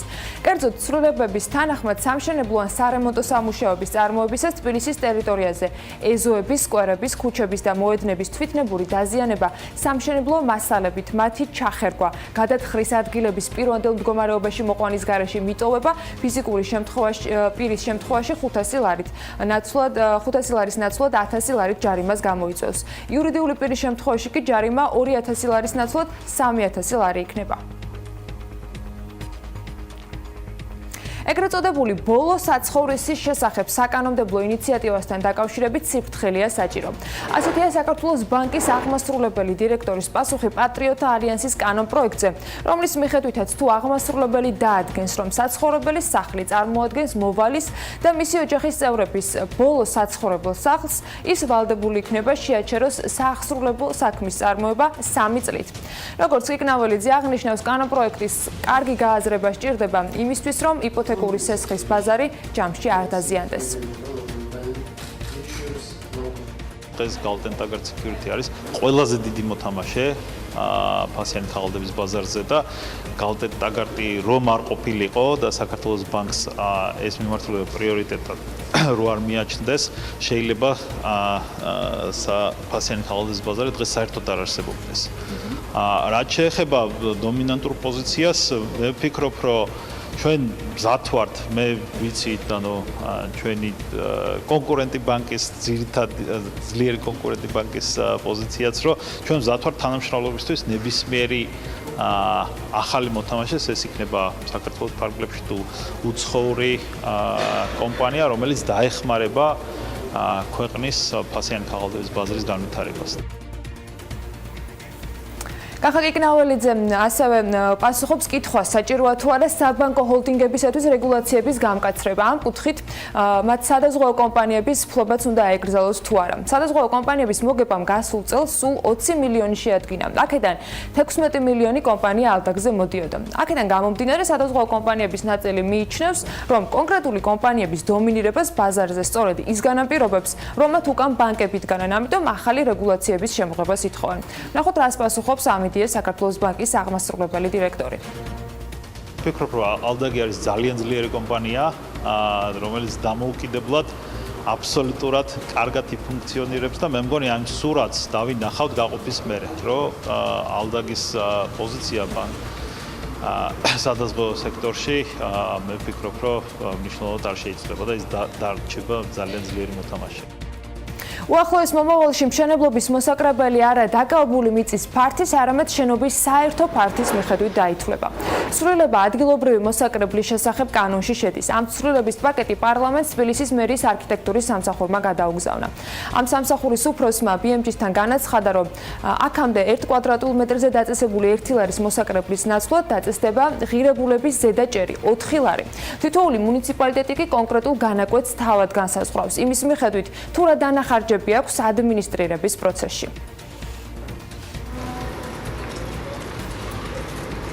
გალფიკი ახალ პროექტს წიგნიერს იწყებს. ნავთობ კომპანია საქართველოს ეროვნულ ბიბლიოთეკასთან ერთად რეგიონებში არსებული ბიბლიოთეკების და სკოლებისათვის ბენზინ-გასამართ სადგურებზე წიგნებს შეაგროვებს. წიგნების შეგროვებასთან ერთად გალფი მათ საწვავითაც მოამარაგებს. დეტალები ანუკა ჯოხაძის კიდევ ერთ სიუჟეტში უნდა ვნახოთ.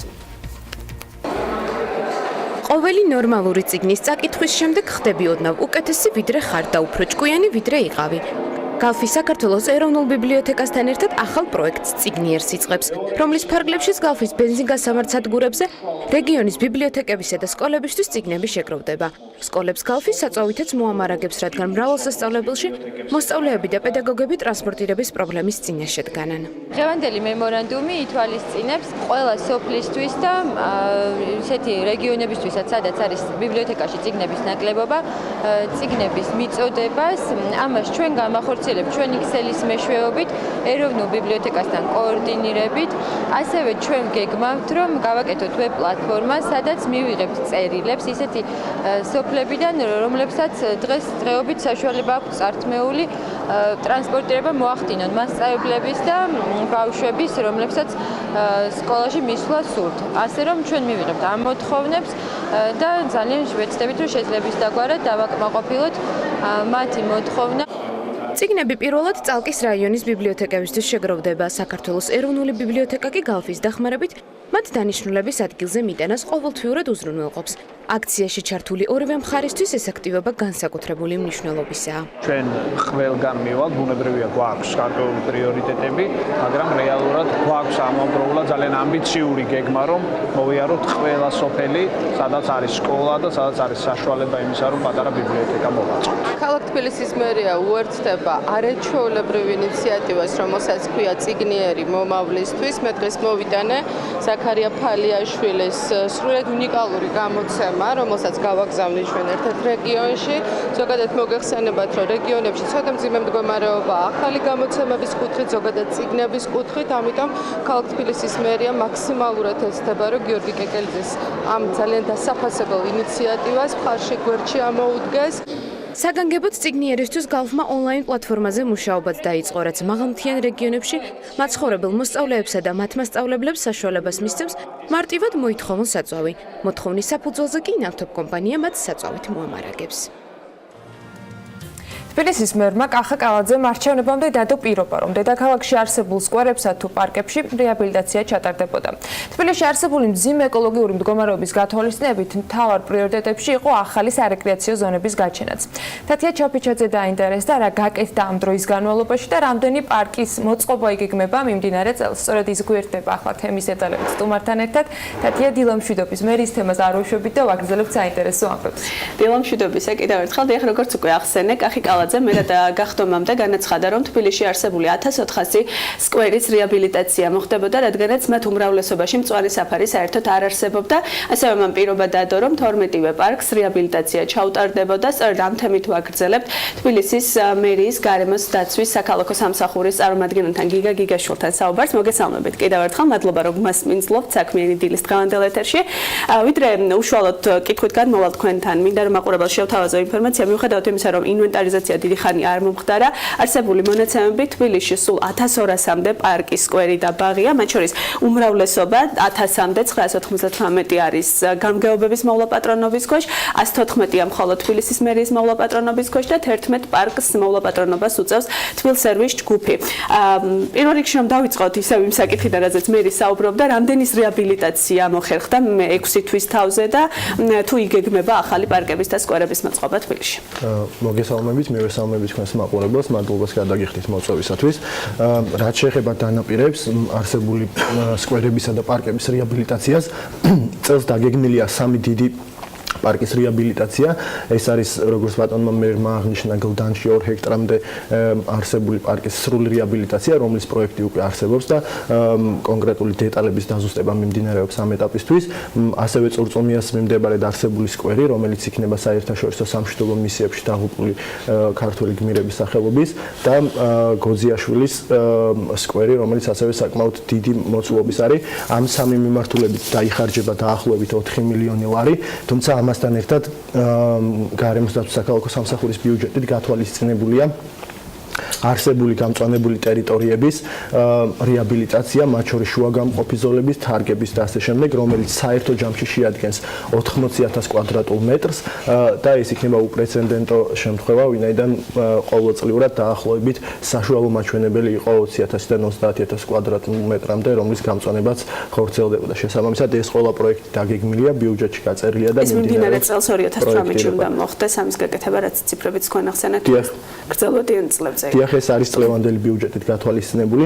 რაც შეეხება იმ კონკრეტულ ტერიტორიებს, რომლებიც თქვენ ახსენეთ, მათ შორის ის ტერიტორიები, რომლებიც გამგეობის მართლობაში შედის, ამ ეტაპისთვის 116 გამწვანებული ადგილი, მათ შორის ის 10 დიდი პარკი, რომელსაც თბილსერვისი უვლიდა, მოვლა-პატრონობაში გადაეცა ახლად შექმნილ შპს ეკოსერვის ჯგუფს, რომელიც მერიის სტრუქტურული ერთეულია და ის აიღებს მთლიანად პასუხისმგებლობას გამწვანებული ტერიტორიების მოვლა-პატრონობაზე.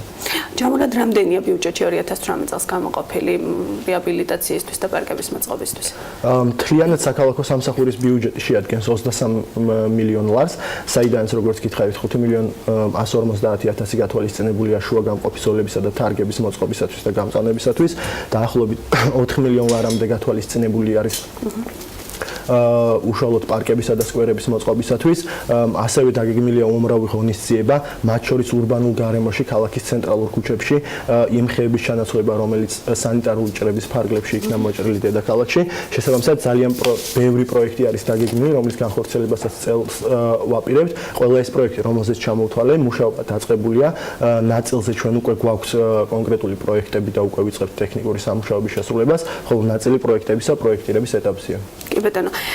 მოკლედ რომ თუ გადავხედავთ ერთ სულ მოსახლეზე გამწვანების რაოდენობას, ვნახავთ რომ ყველაზე მაღალი თბილისში 1993 წელს იყო და ეს იყო 13 მეტრი კვადრატი ერთ მოსახლეზე, 2000 მიუხედავთ იმისა რომ არ ჩატარებულა ახალი კვლევა ამას შემდეგ 2001 წლის მონაცემებით ეს იყო 5.6 და დღეს არსებული მდგომარეობით გაუარესებულია მნიშვნელოვნად და საუბარია 2-3 კვადრატულ მეტრზე ერთ სულ მოსახლეზე. იმ გეგმის მიხედვით, რომელიც დღესდღეობით მერიაში არის, თუ არის გაწერილი, როგორ შეიძლება ამ მონაცემების ასვლა, თქვათ, გაზრდა, იმიტომ რომ საერთაშორისო სტანდარტით მსოფლიო ჯანდაცვის ორგანიზაციის რეკომენდაციას არის 9 კვადრატული მეტრი და ევროპულ ქალაქებში ძირითადად 20-30 სხვადასხვა მაჩვენებელია საკმაოდ მაღალი, რომელსაც რამდენჯერმე ჩამორჩებით. თუ არსებობს უშუალო გეგმა, როგორ უნდა მოხდეს რაც წლების განმავლობაში აქამდე ასვლა ჩვენთვის. დაგეთანხმებით, ბოლო ინვენტარიზაცია საბჭოთა კავშირის პერიოდის დროს ჩატარდა და იმ პერიოდისათვის დადგენილი იყო ქალაქ თბილისისათვის 13-დან 16 კვადრატულ მეტრამდე ერთ სულ მოსახლეზე გამწვანებული ტერიტორია. მას შემდეგ სრული ინვენტარიზაცია ქალაქის მასშტაბით არ ჩატარებულა.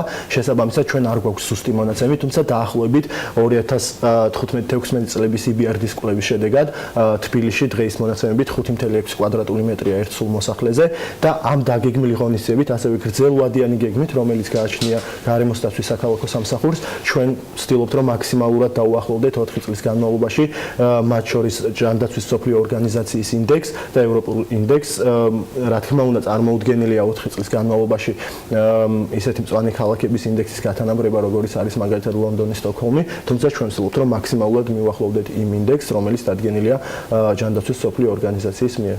კი ბატონო, 4 წლის განმავლობაში თქვათ რომ რომელი უბნებია ყველაზე გამწვანებული დღესდღეობით და სად არის ყველაზე მთავარი პრობლემა და უშუალოდ იმ უბნებზე მე რამდენადაც ვიცი ეს არის ჩუღურეთის და ნაძალადევის რაიონი და კონკრეტული ტერიტორიები თუ ამონიშნული თქვათ რა უნდა გაკეთოს და მიმდინარე წელს თუ იგეგმება ასეთ რაიონებში სადაც ყველაზე ნაკლები მწვანე საფარია იმ ტერიტორიებზე ადგილების მოძიება და უშუალოდ იქ პატარ-პატარა სკვერების და დასასვენებელი ადგილების გაჩენა.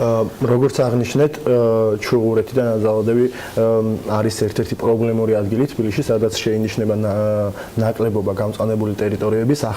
ახალი წლიდან მოყოლებული ჩვენ ორი სკვერი გამგეობასთან ერთად უკვე გავხსენით და კეთილმოეწყო მათ შორის დენდროლოგიით იქ შეიქმნა მწვანე საფარი კეთილმოწყობის სამუშაოებთან ერთად. რა თქმა უნდა, გამგეობასთან აქტიური მუშაობით მიმდინარეობს კონკრეტული ტერიტორიების მოძიება, სადაც შეიძლება ახალი სარეკრეაციო სივრცეების გაჩენა. ამ მხრივ ყველაზე კარგი მდგომარეობა გვაქვს დიღომში, დიდუბეში, თემქაზე, ვარკეთილში, სადაც ასევე ძალიან დიდი პოტენციალია საკმაოდ დიდი პარკებისა და სკვერების გაშენების და ამ ტერიტორიებზეც უკვე მიმდინარეობს საპროექტო სამუშაოები. კი ბატონო, თუ გეგმავთ კვლევის ჩატარებას გასულ წელს წინამერის მმართველობის დროს იგეგმებოდა კვლევის ჩატარება ინვენტარიზაციაზე და ამისთვის თანხაც იყო ბიუჯეტიდან გამოყოფილი, თქვენ ამჟამად თუ არის ბიუჯეტში ეს გათვალისწინებული? მოგახსენებთ, როგორც იცით, ახალი მთავრობის მოსვლის შემდგომ ბიუჯეტი გარკვეულწილად გადაკეთდა და თავიდან წარედგინა საკრებულოს. რა თქმა უნდა, ჩვენ გვაქვს დაგეგმილი ინვენტარიზაცია, თუმცა ბიუჯეტში გათვალისწინებული თანხა, რომელიც იყო ინვენტარიზაციისათვის, ის არ იყო საკმარისი, შესაბამისად ის ვერ მოგცემდა სრულ სურათს და მხოლოდ ტოპო გადაღებას ითვალისწინებდა. შესაბამისად, ჩვენ გვაქვს გეგმა, თუ როგორ უნდა განხორციელდეს სრული ინვენტარიზაცია.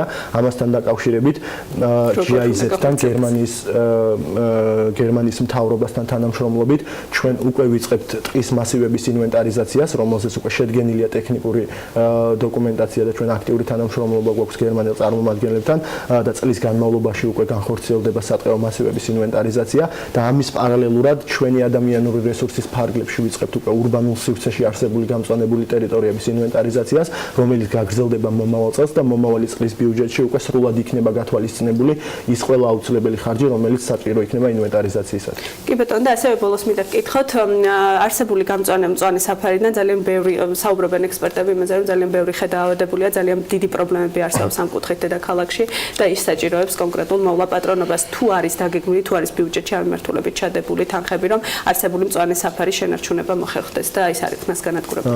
რა თქმა უნდა, ჩვენ უკვე ეს მიმდინარე პროცესია, ჩვენ უკვე დავიწყეთ კონკრეტული ტერიტორიების შესწავლა, თუ რა დაავადებები გააჩნიათ კონკრეტულ ხელმძენარეებს, სხვადასხვა უბნებში აღნიშნული ხორციელდება კონტრაქტორის მეშვეობით, ასევე ჩვენ შესყიდული გვაქვს უკვე ფიტოსანიტარული ღონისძიებების მომსახურება, რომელსაც კონტრაქტორი განახორციელებს იმ კვლევის შედეგად, რომელსაც სწორედ ეს კონტრაქტორი წარმოადგენს. რომელ ტერიტორიებზე მიდის მუშაობა? მთელი ქალაქის მასშტაბით მიმდინარეობს გამოკვლევა იმ დაავადებული ხეებისა, რომელიც არის ასევე ტყის მასივებში არსებული დაავადებული ხეებისა, რათა არ გავრცელდეს ის კონკრეტული დაავადებები და მალევე იქნას აღმოფხვრილი, რათა გადავარჩინოთ დანარჩენი ჯანსაღი ნაწილი. ძალიან დიდი მადლობა, მინდა რომ ოპტიმისტი ვიყო მეც და შემოგიერთოთ იმაში, რომ 4 წლის შემდგომ მაინც მიიღებს თბილისი ევროპასთან გათანაბრებულ ყოველ შემთხვევაში რეკომენდაციით მოცემულ ნორმებთან ავალთ და მდგომარეობა გაუმჯობესდება, რადგანაც საკმაოდ გაუარესებულია მდგომარეობა როგორც ჰაერის დაბინძურებით, ასევე დაავადებების კუთხით. ვხედავთ ყოველდღიურად როგორ იჩეხება ხეების სხვადასხვა მშენებლობის გამო და ასე შემდგომ და იმედია ეს ყველაფერი შეიძლება. გიგა გიგაშვილი პასუხობდა ჩვენს შეკითხვებს, თბილისის მერიის გარემოს დაცვის საქალაქო სამსახურის უფროსი. მადლობა თათიას, მადლობა თბილისის მერიას თანამშრომლობისათვის და კითხვებზე პასუხისათვის. გამწვანების თემა იქნება დღეს ანალიტიკაში ასევე ერთ-ერთი საკითხი, რომელზეც ელენე კვანჭილაშვილთან ერთად ჩვენი ჟურნალისტები საუბრობენ. აუცილებლად უნდა დაელოდოთ 3 საათს და ანალიტიკის დღევანდელ ეთერს ჩვენ საქმიანი დილაში ახლა სარეკლამო პაუზაზე გვაქვს და სულ რამდენიმე წუთში დაგიბრუნდებით. ამინდის პროგნოზის სპონსორია SEU დეველოპმენტი.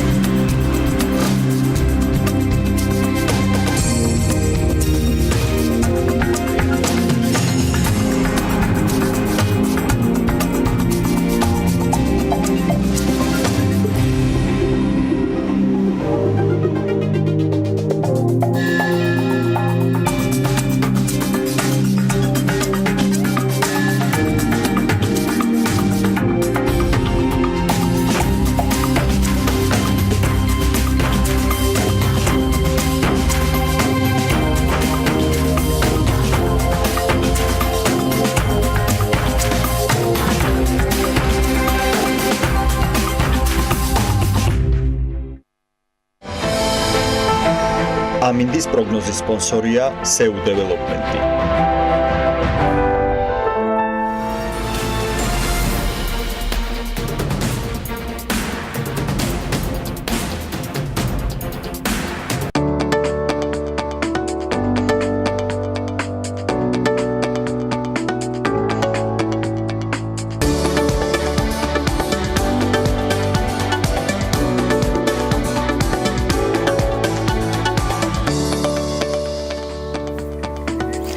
რეკლამის შემდეგ წიგნის წრუა საქმიან დილაში და დღეს ძალიან საინტერესო თემა და სტუმარი იქნება ნინია მაჭერაშვილის და დათო გორგილაძის ამ რუბრიკაში. შექმნა თუ არა სამყარო ღმერთმა ამ კითხვაზე პასუხს არ ვიცი პოვიან თუ არა, მაგრამ ამ კითხვის პასუხის მაძიებელზე აუცილებლად ვილაპარაკებთ. ნინია დათო მოგესალმებით და გითხოვთ დროს. დილა მშვიდობის ანა, ამ რუბრიკის მომზადებისკენ ერთი ყველასთვის ცნობილი მეცნიერის გარდაცვალება მგვიბიძგა. სამწუხაროდ ისე მოხდა, რომ მე სტივენ ჰოკინგის არც ერთი წიგნი და არც ერთი სტატია არ წამიგითხავს. ყოველთვის მიმაჩნდა, რომ სამეცნიერო ლიტერატურა როგორც ამბობენ, ჩემი არ იყო. არ ვიცი ნინიასთვის როგორ იქნება, მაგრამ პირადად ჩემთვის დღევანდელი გადაცემა გამოწვევაცაა. დღევანდელმა სტუმარმა უნდა დამარწმუნოს, რომ სამეცნიერო ლიტერატურა ისეთივე საინტერესო შეიძლება იყოს ჩემთვის, როგორც მხატვრულია. დილა მშვიდობისა, როგორც დათომ თქვა, დღეს სტივენ ჰოკინგზე ვსაუბრობთ. ადამიანზე, რომელმაც მეცნიერების რთული ენა ყველასთვის გასაგები და ხელმისაწვდომი გახადა. საქართველოში სტივენ ჰოკინგის სახელი ბევრად წინ უსწრებს მის წიგნებს. ჩვენთან მას უდიდეს მეცნიერად აღიარებენ, უნახავთ მისი ცხოვრების შესახებ გადაღებული ფილმები. ოსკარის დაჯილდოების ცერემონიალზე გულშემატკივრობდნენ მისი როლის შემსრულებელ მსახიობ ედი რედმეინს და ასე შემდეგ. მაგრამ კითხულობენ თუ არა მის წიგნებს, იყენებენ თუ არა შესაძლებლობას, რომელიც მან მკითხველს მისცა მარტივად გაიგონ რთული მეცნიერების შესახებ, რამდენად პოპულარულია სამეცნიერო ლიტერატურა საქართველოში და ზოგადად არის თუ არა ხელმისაწვდომი ის ქართულ ენაზე. ყველა რთულ კითხვაზე მარტივი პასუხების მიზაღებად პირვანდელი პროფესიით ფიზიკოსი, შემდეგ ეკონომისტი, ამჟამად ეროვნული ბანკის პრეზიდენტის მრჩეველი, მოაზროვნე და საქართველოში ალბათ ერთ-ერთი ყველაზე ნაკითხი. ხო, განათლებული სხვა არ მიყვარს ხოლმე. ერთ-ერთი ყველაზე ნაკითხი ადამიანი გიორგი ბაქრაძე მოვიწვიეთ, რომელიც უკვე სტუდიაშია და რამდენიმე წამში მასთან ერთად განვაგრძობთ საუბარს.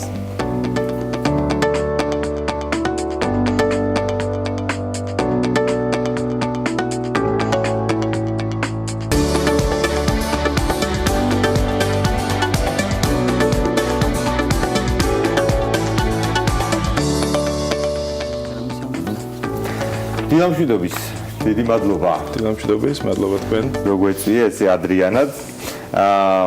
მოდი დავიწყოთ ძალიან ზოგადად, ხო? რო ვუამბოთ იმ მაყურებელს, ვინც მაინც არ იცის, ვინ იყო ჰოკინგი, რას აკეთებდა ეს კაცი? რას წარმოადგენდა, რაზე მუშაობდა? ჰოკინგი ალბათ ყველაზე უფრო ცნობილი მეცნიერი არის არამეცნიერულ სფეროებში, ხო? ძირითადად თავისი დაავადების გამო, რომელმაც ეს საკულტო ფიგურა შექმნა მისგან, ადამიანი, რომელსაც ახალგაზრდობაში შეეყარა ეს ამიოტროფიული ლატერალური სკლეროზი, აგრეთვე წოდებული ლუ გეჰრიგის დაავადება და მიუხედავად იმისა, რომ ამ დაავადების მქონე ხალხი 2-3 წელს ცხოვრობს მხოლოდ, მან იცხოვრა ბევრად მეტი. და არათუ განქორწინებაც მოახერხა, შვილებიც განქორწინებაც მოახერხა, მეორე ცოლიც მოიყვანა და შვილებიც ორი შვილი ყავს, მე თუ არ ვცდები. ხო, ანუ ადამიანი, რომელიც პირველ რიგში ალბათ ყველა საინტერესო არის ის, რომ აი ამ დაავადებამ, რომელმაც საბოლოო ჯამში აბსოლუტურად უძლური და უძრავი დატოვა, არ შეცვალა მის ცხოვრებაში თითქმის არაფერი გარდა იმისა, რომ ფიზიკური პრობლემები შეუქმნა, ის აგრძელებდა სტატიების წერას, აგრძელებდა კვლევებს, მუშაობდა როგორც პროფესორი, ბოლოს რამდენიც მე ვიცი, მხოლოდ ნეკათითი უმუშავებდა, რომელთაც აკეთებდა პრაქტიკულად ყველაფერს, საბედნიეროდ ის უზრუნველყვეს შესაბამისი ტექნოლოგიებით, მაგრამ მიუხედავად ამისა, ის დარჩა მეცნიერი და ალბათ ერთ-ერთი დიდი უცნაურობა არის ის, რომ მას არ შეხვდა ნობელის პრემია წილად. შეიძლება იმიტომაც, რომ ნობელის კომიტეტისთვის ის ძალიან პოპულარსკლავი იყო. ხო, ზედმეტად ცნობილი იყო. ის მონაწილეობდა ფილმებში, მას ჯერ კიდევ Star Trek-ში მიიღო მონაწილეობა, დიდი აფეთქების თეორიაში სერიალში რამდენჯერმე მიიღო და მაშინ ძალიან ისეთი ღია პიროვნება იყო, მიუხედავად იმისა, რომ სფერო როდესაც მუშაობდა, ჩვეულებრივი ადამიანისთვის საკმაოდ რთული გასაგები არის. ანუ ერთადერთი რაც თქვა ხალხმა იცის არის, რომ შავხრელებზე მუშაობდა, მაგრამ გაცილებით უფრო ღრმა და გაცილებით უფრო მეტია გაკეთებული, ვიდრე უბრალოდ ის, რაც ზოგადად არის ცნობილი, ხო, ის მუშაობდა შავხრელზე, სინგულარობებზე და კვანტურ მექანიკაში. შემდეგ კითხოს და გისვამ, ძალიან ბევრ მეცნიერს თავის ნაფიქრი გადმოაქვს ფურცელზე და მე იმას ავრცელებს მსოფლიოში, რითია გამორჩეული მათგან სტივენ ჰოკინგი? რითი იყო გამორჩეული? ხო, ჰოკინგი არ არის, რა თქმა უნდა, ერთადერთი მეცნიერი, ვინც პოპულარული ენით გადმოსცემდა თავის ნაშრომებს და ზოგადად თავისი სფერო გაეცნო ფართო მასებისთვის, ასე ვთქვათ, მაგრამ მისი წიგნი, ალბათ ყველა ცნობილი მის წიგნი დროის მოკლე ისტორია, ძალიან კარგი მაგალითი არის იმისა, თუ როგორ შეიძლება აუხსნა ადამიანს, რომელსაც საერთოდ წარმოქმნა არ აქვს რა არის ფიზიკა, აუხსნა კოსმოლოგიის საწყისები საბოლოო ჯამში. და არ მახსოვს ვის რომელ მეცნიერს აქვს ნათქვამი, მაგრამ ფრაზა არის ეს, რომ თუ 8 წლის ბავშვს ვერ აუხსნი, რას აკეთებო, შენ არ ხარ ნამდვილი მეცნიერი. დაახლოებით ასე. და მე მგონია, რომ ჰოკინგმა ამას მიაღწია, ეს ძალიან მარტივი ენით ხსნიდა ერთ-ერთი სარეკლამო სლოგანივით კი არა, ანუ ის რითაც სადა მიეზიდა მკითხველი არის ის, რომ ერთადერთი ფორმულა არის თელ ამ ჩემს წიგშიო, რომელიც არის mc კვადრატი. ხო, აინშტაინის ნობელი ფორმა. და პრინციპში ანუ ვინც ამ წიგს კითხულობს, ახლა რა თქმა უნდა ის ადამიანი ვერ გახდება ფიზიკოსი, ანუ მაგრამ სამეცნიერო პოპულარული წიგნების როლი ეს არც არის. როლი არის დააინტერესოს და ამას ჰოკინგი თავის წიგში კარგად ახსენებს. მაგაზე მინდა რომ ჩაგიკითხო ასე ვთქვათ. რისი ინტერესის დასაკმაყოფილებლად უნდა მივმართო ჰოკინგის წიგნებს? აი რა უნდა დამაინტერესოს, რა სფერომ, ფიზიკის რა მიმართულებამ, რომ მივიღო ამაზე პასუხი. რა კითხვებზე მივიღე პასუხს ჰოკინგის ან სტატიების ან წიგნების საკითხი? სტატიები პოპულარული რამდენიც მოსმენდაც არის, ძირითადად სამეცნიერო არის და ანუ შესაბამისად რთული არის. რაც შეეხება მის წიგნებს, რომლებიც ნაწილი დაწერა მარტომ და ნაწილი ძალიან საინტერესო ფიზიკოსთან ლეონარდ ლოდინოვთან ერთად, ეს არის პასუხები იმაზე, ვის საინტერესებს საიდან მოდის სამყარო. მისი წიგნი მაგალითად ლოდინოვთან დიდი დიზაინი არის ცდელობა დაასაბუთოს ის, რომ ჩვენ მაგალითად ის ამბობს, რომ ჩვენ ვერ დავამტკიცებთ ვერასდროს ღმერთი არ არსებობს, მაგრამ ჩვენ შეგვიძლია ვთქვათ, რომ იმ თეორიებს, რაც ჩვენ დღეს გვაქვს, ის რომელიც ხსნიან საიდან მოდის სამყარო, დღევანდელი სამყარო, იმას ღმერთი არ სჭირდება. შეიძლება სადღაც არის, მაგრამ ახსნა ამ ყველაფრის შეიძლება ღმერთის ჰიპოთეზის გარეშეც. ამიტომ თუ ჩვენ გვაინტერესებს საიდან მოდის სამყარო, როგორ შეიქმნა, რა არის დიდი აფეთქება, რა არის კოსმოლოგია, შავი ხვრელები და ასე შემდეგ, როგორც ცდილობს ფიზიკა გააერთიანოს ეს ყველაფერი გრავიტაციაც და კვანტური მექანიკაც და ზოგადად ეს ფუნდამენტური საკითხები სამყაროს შექმნაში უნდა წაიკითხოს ჰოკინგის წიგნები. გიორგი, რა ხდება იმ შემთხვევაში, როცა ადამიანებს საქართველოში არ შეუძლიათ ინგლისურად კითხვა? როგორ შეიძლება მათ რომ ისინი რომ გაეცნონ სტივენის წიგნებს და რა შესაძლებლობები აქვთ ამით? ნუ მე მგონი რაღაცეები, ანუ მე მგონი დროის მოკლე ისტორია ნათარგმნია, მე სამწუხაროდ არ მე როგორც ზუსტად ვაღიარე. ხო, მე კარგად არ მაქვს საკითხული რომ მოგატყოთ, მაგრამ ნათარგმნი არის. ნელ-ნელა მე მგონი საქართველოში გაიზრდება ზოგადად სამეცნიერო პოპულარული ლიტერატურის სადმე ინტერესი. სწორედ აქეთ მივდიოდი ამ საკითხით. ხო, ანუ მე მგონია რომ ნელ-ნელა მივდივართ არის ცდელობები, მაგალითად ითარგმნოს რაღაცა ვიდეო კლიპები Facebook-ზე არის, ჩემი მეგობრების ჯგუფი არის, Facebook-ი, რომელიც თარგმნიან კლიპებს, ანუ სუბტიტრებს ადებენ და თქვათ არა მარტო ჰოკინგი ან ჰოკინგის ვიდეო კლიპები იმდენ საინტერესო არ არის, სინთეზირებული ხმის გამო, მაგრამ არიან სხვა მეცნიერები, რომლებიც არა მარტო წიგნად, არამედ აი ვიდეო მასალითად გადმოსცემენ პოპულარულ ენაზე თავის თეორიებს და ზოგადად ყვებიან მეცნიერების შესახებ. ამიტომ მე მგონი ეს ძალიან საინტერესო თემაა ზოგადად. კიდე ერთი კითხვა მაქვს, რომელიც სალსახად შეიძლება იდეის წრეშიც წავიდეს, რა სიტყვით სასკოლო ასაკის ბავშვებზე, რომლებსაც ვთქვათ, თქვენ როგორც უწოდებდით, ჰუმანიტარები არიან და დიდად ვერ ინტერესდებიან ტექნიკური საქმეებით. იქნებ საინტერესო მათთვის, რომ ეს ყველაფერი, ანუ საბაზისო განათლება ამ მიმართულებით, ჰოკინგის სტატიებით და წიგნებით დაიწყონ ღირს ეს მცდელობა სკოლების მხრიდან თუ ვერ? რო შევავსო შეკითხვა, შესაძლებელია თუ არა, მაგალითად, პირობითად ჰოკინგის ტექსტებით ან სხვა მეცნიერების ტექსტებით, რომლებიც სამეცნიერო პოპულარულ ენაზე წერენ, ჰუმანიტარმა მოსწავლემ შეიყვაროს პირობითად ფიზიკა. კი, რა თქმა უნდა, შეიძლება. ანუ ძალიან ბევრი რამე, რა თქმა უნდა, დამოკიდებულია მასწავლებელზეც, ხო? იმიტომ რომ მოსწავლეებისთვის ძირითადი წყარო ინფორმაციის ამა თუ იმ საგანზე არის შესაბამისი საგნის მასწავლებელი. მაგრამ თუ მასწავლებელი კარგია და მასწავლებელს უყვარს თავის საგანი, მე მგონი მაგან უნდა სცადოს უფრო მეტი მიაწოდოს ბავშვებს ვიდრე ფიზიკის წიგნში წერია და ეგ ზოგადად ძალიან მნიშვნელოვანი არის არა მარტო ფიზიკაში, არამედ ნებისმიერ მეცნიერებაში, რომ ბავშვები ან სტუდენტები, რომლებიც პირველად ხვდებიან ამა თუ იმ საგანს და ეს არის პირველი შეხვედრა დაფუძნებული რაღაცა მშრალ ფორმულებზე და გრაფიკებზე და რაღაცებზე, მათთვის შედარებით უინტერესო არის. ამიტომ რაღაცა თვალსაზრისით სამეცნიერო პოპულარული ლიტერატურა ძალიან დიდ როლს უნდა თამაშობდეს, მე მგონი. რა თქმა უნდა, იქ არის გასათვალისწინებელი სირთულეები, იმიტომ რომ რაღაცა გარკვეული მცირე ბაგაჟი მაინც არის საჭირო მანამ სანამ ჰოკინგს დაიკითხავ დიდი არა ანუ არაფერისთი არ არის მაგრამ მე მგონი რომ მასწავლებლებს შეუძლიათ ეს მიაწოდონ ინფორმაცია კი და კარგად შეუძლიათ ეს გამოიყენონ ნამდვილად ხო მაგრამ აი როგორ ფიქრობ თავად მასწავლებლებში რამდენად პოპულარულია ჰოკინგი თვითონ თავად მასწავლებლებისთვის არის ის ასე ვთქვათ პროფესიული ლიტერატურაზე შეიძლება ვიკითხოთ იმიტომ რომ მათთვის ცალსახად პროფესიული ლიტერატურის წრის შეგვიძლია განვიხილოთ არა მხოლოდ ეს ავტორი მე არ ვიცი ვთქვათ ფიზიკის მასწავლებლებზე მაგრამ მე როგორც ეკონომისტმა შემიძლია ვთქვა რომ მე ძალიან მიყვარს და ძალიან ხშირად ვკითხულობ პოპულარულ წიგნებს ეკონომიკაზე, რომელიც ძალიან ბევრი არის. სამწუხაროდ ქართულად არ არის და ინგლისურად არის, ანუ ქართულად ჯერ არ არის, მაგრამ ძალიან ბევრი არის წიგნი, რომელიც აი ფორმულების და მოთხოვნა მიწოდების მიგდების და იმის გარეშე ძალიან კარგად ყვება იმის შესახებ თუ რა არის ეკონომიკა და სხვადასხვა სფეროები ეკონომიკაში. ამიტომ და ჩემთვის მათ შორის როგორც პროფესიონალი ეკონომისტისთვის ეს წიგნები მაინც საინტერესო არის, იმიტომ რომ იქაც არის ბევრი საინტერესო და ახალი ჩემთვის ან დანახული არის თქვათ რაღაცა ასპექტები ეკონომიკისა, რომელზეც მე არ მიფიქრე.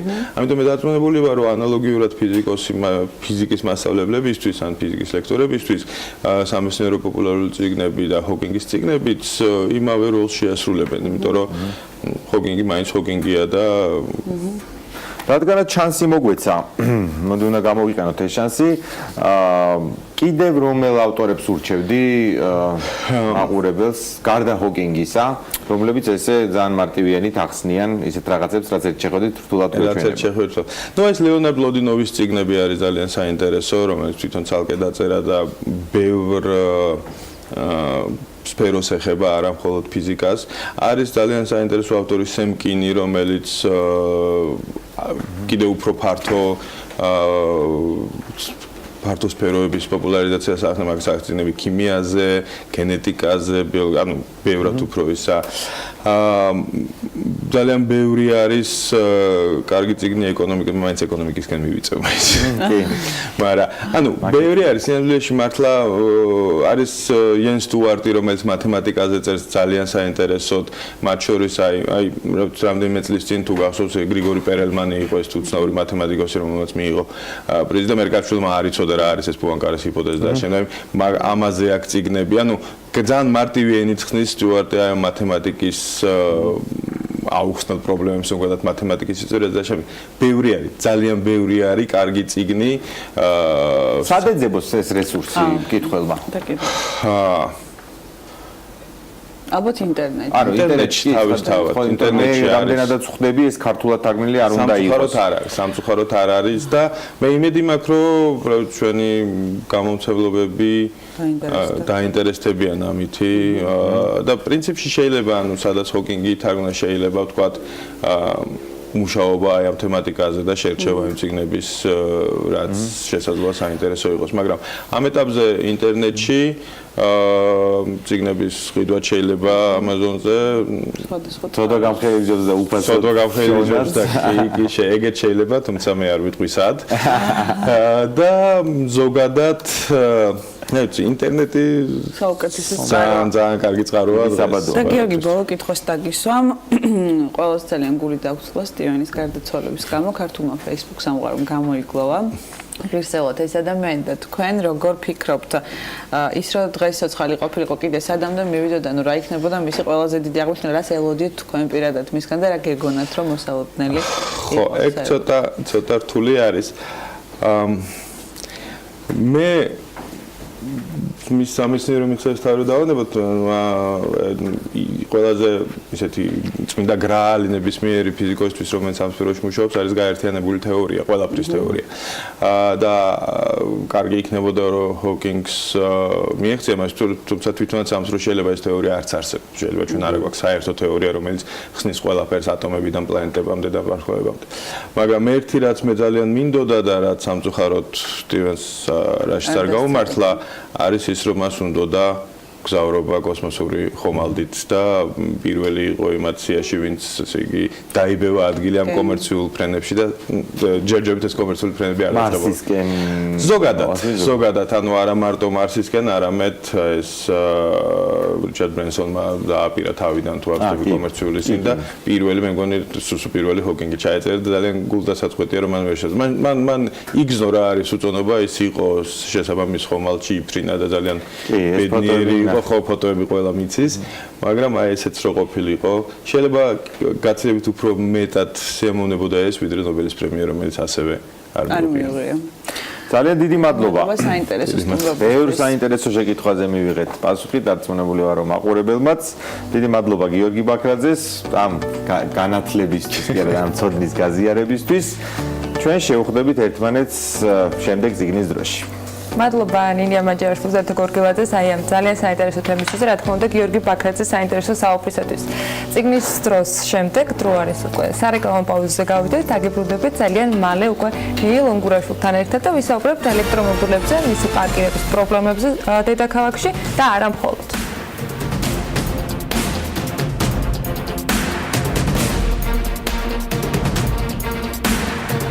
რეკლამის შემდეგ საქმიანი დილით ბრუნდებით პირდაპირ ეთერში. ჩვენს მაყურებელს დავუთხრა, რომ სულ რამდენიმე წუთში ველოდებით პრემიერ-მინისტრის განცხადებას სახელმწიფო კანცელარიიდან, რომელსაც პირდაპირ ეთერში შემოგთავაზებთ. თუმცა იქამდე წინასწარი გეგმით გათვალისწინებული შემდეგი სტუმარი და თემა. საგადასახადო სისტემა საქართველოში ელექტრომობილების შეძენებს შეღავაც უკეთებს და ელექტრომობილების გამბაჟება უფასო. ადმინისტრაციული უწყებები ცდილობენ, რომ გარემოზე მავნე ზემოქმედების შესამცირებლად გადაადგილებისთვის ტრადიციული შიდა წვის ძრავიანი ავტომობილები ელექტრომობილებით თავადაც ჩაანაცვლოთ. სულ ახლახანს ტენდერი მაგალითად თბილისის მერიამ გამოაცხადა. ელექტრომობილები მთელი მსოფლიოსათვის სულ რამდენიმე წლის წინანდელი სიახლეა და შესაბამისად მისი მფლობელები ისედაც ბევრი გამოწვევის წინაშე არიან. საქართველოში აღმოჩნდა, რომ გამონაკლისები საყოფაცხოვრებო დონეზეც გვაქვს. მიუხედავად იმისა, რომ თბილისის მერიამ ელექტრომობილებზე, ავტომობილებზე პარკირების გადასახადი გააუქმა, ესეც ერთგვარი წახალისებაა. აღმოჩნდა, რომ გადასახადი ხშირად ვერც ვერაფერია შეღავათისათვის. ამ თემას აუცილებლად დაუბრუნდებით. ახლა პრემიერ-მინისტრის პრესკონფერენციას გთავაზობთ სახელმწიფო კანცელარიიდან. რეგიონული პროექტები მახსოვს გარგახანი დამჯერდა მისი საჯარო სამსახურში წამოსვლაზე დაყოლიერისთვის. და მაშინვე ამბობდა ის, რომ ის საკუთარ თავს ძელადიან პერსპექტივაში ვერ ხედავდა საჯარო სექტორში. გამომდინარე იქიდან, რომ მას 20 წელია ვიცნობდა ყოველთვის იყო კერძო სექტორში. რამდენიმე დღის წინ მან მომართა თხოვნით კერძო სექტორში დაბრუნების თავაზე. მე ასევე დამჭირდა რამდენიმე დღე რომ განმოყოლიებინა დარჩენაზე, ამგვარად უკვე ვეღარ შევძელი, ამიტომ მომიწია მისი თხოვნით დაკმაყოფილება. მინდა ვთქვა, რომ ზურა ყოველთვის სადაც მუშაობდა და მე მას დიდი ხანია ვიცნობ, იყო გამორჩეულად ეფექტური მენეჯერი. ის ყოველთვის იყო ბიუროკრატიის წინააღმდეგი და შედეგებზე ორიენტირებული ადამიანი და მან ეს დაადასტურა საკუთარი მუშაობითაც მთავრობაში, მათ შორის ძალიან მნიშვნელოვან თანამდებობაზე, რაც გახლავთ რეგიონული განვითარებისა და ინფრასტრუქტურის მინისტრის თანამდებობა, სადაც მან 4-ხუთიანი გეგმის ერთ-ერთ უმნიშვნელოვანეს მიმართულებაში, სიცივი განვითარების კომპონენტში სერიოზული პროგრესი აჩვენა. დაწებულია ძალიან მნიშვნელოვანი პროექტები, როგორც არის რიკოთის მონაკვეთის პროექტი, როგორც არის ქუთაისიდან აბასთუმანთან შემაერთებელი გზა, ეს გახლავთ ასევე დაპროექტებულია და მალე დაიწყება ქუთაისისა და სვანეთის შემაერთებელი გზა, ასევე ზემო იმერეთისა და რაჭის შემაერთებელი გზა, წყალმომარაგების პროექტებში 300,000-მდე ადამიანის საცხოვრებელი პირობები გაუმჯობესდა მის მიერ განხორციელებული პროექტების შედეგად, ასე რომ მე მინდა მას დიდი მადლობა გადავუხადო გაწეული სამუშაოსთვის და წარმატება უსურვო მის შემდგომ საქმიანობაში, სადაც ის დარწმუნებული ვარ, წარმატებული იქნება. მინდა ამ თანამდებობაზე, რეგიონული განვითარებისა და ინფრასტრუქტურის მინისტრის თანამდებობაზე წარმოგიდგინოთ მაია ცქიტიშვილის კანდიდატურა. მაია გახლდათ მთავრობის ადმინისტრაციის უფროსი 2012 წლიდან დღემდე, ძალიან წარმატებული უფროსი. ჩემთვის არ არის მარტივი ამ გადაწყვეტილების მიღება, ასევე იმიტომ რომ ვფიქრობ, რომ მთავრობის ადმინისტრაციაში ის საქმე, რომელსაც და ის მოცულობა საქმის, რომელსაც მაია ძალიან წარმატებით უძღვებოდა, ასევე რთული შესავსები იქნება ამ პოზიციაზე ისეთი ადამიანის მოძებნა, რომელიც ასეთივე წარმატებით გაუძღვება ძალიან მნიშვნელოვან საქმეს, მაგრამ რეგიონული განვითარების და ინფრასტრუქტურის მინისტრის თანამდებობა იმდენად მნიშვნელოვანია, რომ მე მიწევს ამ გადაწყვეტილების მიღება და დარწმუნებული ვარ, რომ მაია იქნება ძალიან წარმატებული მინისტრი, დარწმუნებული ვარ, რომ სივრცითი განვითარების მიმართულებით ჩვენ კიდევ ვნახავთ ძალიან დიდ წარმატებებს. მე მინდა მაიას უსულო წარმატება ამ ახალ თანამდებობაზე და დარწმუნებული ვარ მის წარმატებაში. ასევე მინდა ორიოდე სიტყვით შევეხო იმ პოლიტიკურ მithქმა-მოთქმას, რომელსაც ადგილი ჰქონდა გასული დღეების განმავლობაში, განსაკუთრებით გუშინ, ამ ცვლილების თაობაზე გაჟონა ინფორმაციამ და რანაირი ისტორია აღარ მოვისმინეთ. მოგეხსენებათ, რომ ინფრასტრუქტურის სამინისტრო ატარებს სხვადასხვა ტენდერებს და არაერთი კომპანია მონაწილეობს ამ ტენდერებში და ბუნებრივია, რომ ყველა კერძო სექტორის სუბიექტი ვერ იქნება ერთნაირად ბედნიერი და კმაყოფილი და ისინი სხვადასხვა პოლიტიკური საშუალებებით, მათ შორის ჩვენ ვნახეთ ეგრეთ წოდებული ოპოზიციონერები, რომლებიც კონკრეტულ კომპანიებს ლობირებდნენ გუშინ, იყვნენ აყოლილი ამ მithქმა-მოთქმას და მინდა გითხრათ, რომ ამ პოლიტიკურ სპეკულაციებს აბსოლუტურად არანაირი საფუძველი არ გააჩნია, რაც მოგიყევით, ეს არის სიმართლე და ეს არის ის რეალობა, რომელიც დარწმუნებული ვარ, რომ ყველა ჩვენი მოქალაქისთვის არის ძალიან მნიშვნელოვანი. ასევე მინდა ძალიან მოსაწყენი რომ არ იყოს მთავრობის ადმინისტრაციაში ბრიფინგები, ორიოდე სიტყვით მინდა თქვა ასევე იმ ადამიანების საყურადღებოდ, რომლებიც ყვალყორნებით დასტრიალებენ მთავრობის ადმინისტრაციის მე-11 სართულს და დაყენებული აქვს ტაიმერები პრემიერ კვირიკაშვილის გადადგომაზე. მინდა დავარწმუნო ისინი, რომ ეს ტაიმერი რამდენიმე წელი მინიმუმ არ დარეკავს, ამიტომ დაიშენონ, ესე ვთქვათ, მე მათი საცოდაობით აღარა ვარ, გამოიძინონ კარგად, სანამ საქართველოს წინ წავა. დიდი მადლობა.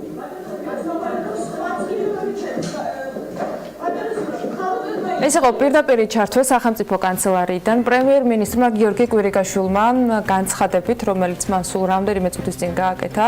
ზურაბ ალავიძე თანამდებობიდან გათავისუფლებლად გამოაცხადა მისივე განცხადების საფუძველზე, როგორც მან აღნიშნა, რამდენიმე დღის წინ მიმართა რეგიონული განვითარების და ინფრასტრუქტურის მინისტრმა თავად მინისტრის პორტფელის დატოვების შესახებ და როგორც კვირიკაშვილმა აღნიშნა, მის ადგილს იკავებს მაია ცქიტიშვილი, რომელიც 2012 წლიდან სახელმწიფო კანცელარიაში მუშაობდა. ამ თემაზე უცვლად გადაცემის დასაწყისშივე ვისაუბრეთ. სრულებები მედიისათვის ცნობილი ჯერ კიდევ გუშინ საღამოს გახდა, თუმცა მნიშვნელოვანი იყო ალბათ ის განცხადებაც, რომელიც პრემიერ-მინისტრმა საკუთარი თანამდებობაზე ყოფნის ან წასვლის შესახებ გააკეთა. მან თქვა, რომ რამდენიმე წლის განმავლობაში ის არ გეგმავს პრემიერ-მინისტრის პოსტი დატოვოს.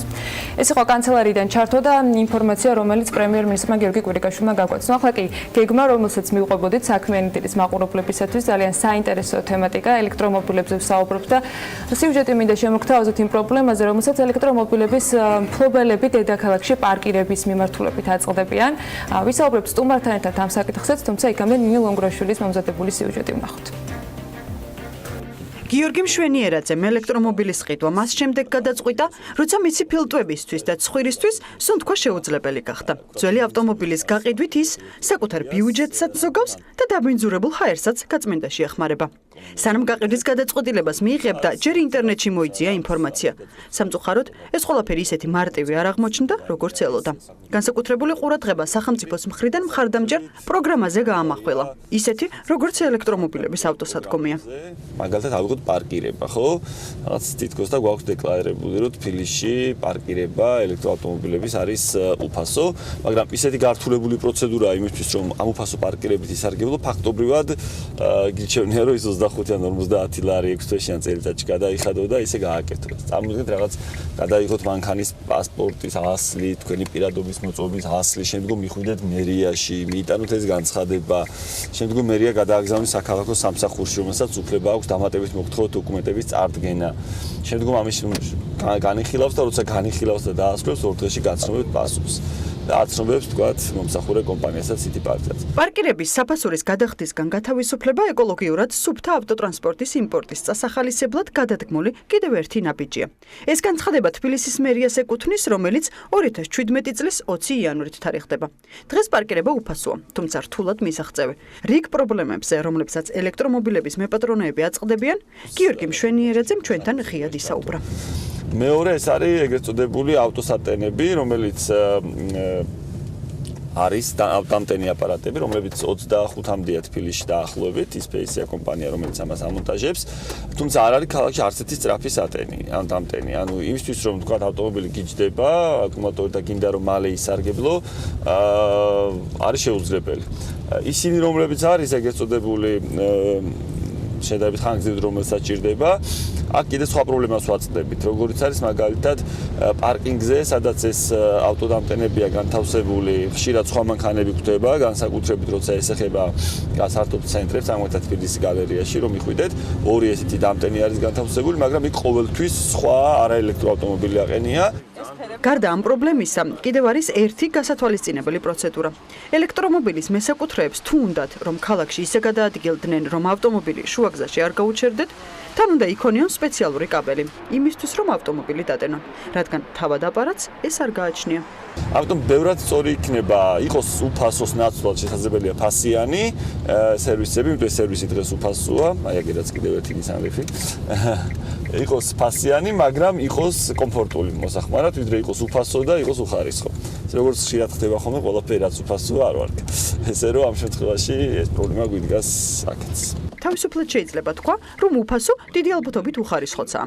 ჩვენ ამას ვერ ვიტყვით, მინიმუმ სანამ საკუთარი ელექტრომობილი არ გვეყოლება, მაგრამ რჩევებს ამ სფეროს განვითარებისთვის მხოლოდ მოსახლეობა კი არა, საჯარო მოხელეც არ აკლებს. საჯაროდ ყველას დასანახად თეიმურას მურღულიამ განათლების მინისტრის მოადგილემ შინაგან საქმეთა სამინისტრო სოციალურ ქსელში მონიშნა და რჩევაც იქიდან მისცა. კოლეგებო, უნგრეთში ელექტრომობილებს, მაგრამ არა ჰიბრიდებს განსხვავებული ნომრები აქვთ მწვანე ფონით. ასეთი მოდელი ხელს უწყობს უფასო პარკირების სპეციალურ ზონებში დაშვების და რიგი სხვა მწვანე ინიციატივების სტიმულირების პროექტების განხორციელებას. ტექნიკურად და ფინანსურად რთულად არ მესახება და იქნებ ჩვენც დავსტარტოთ.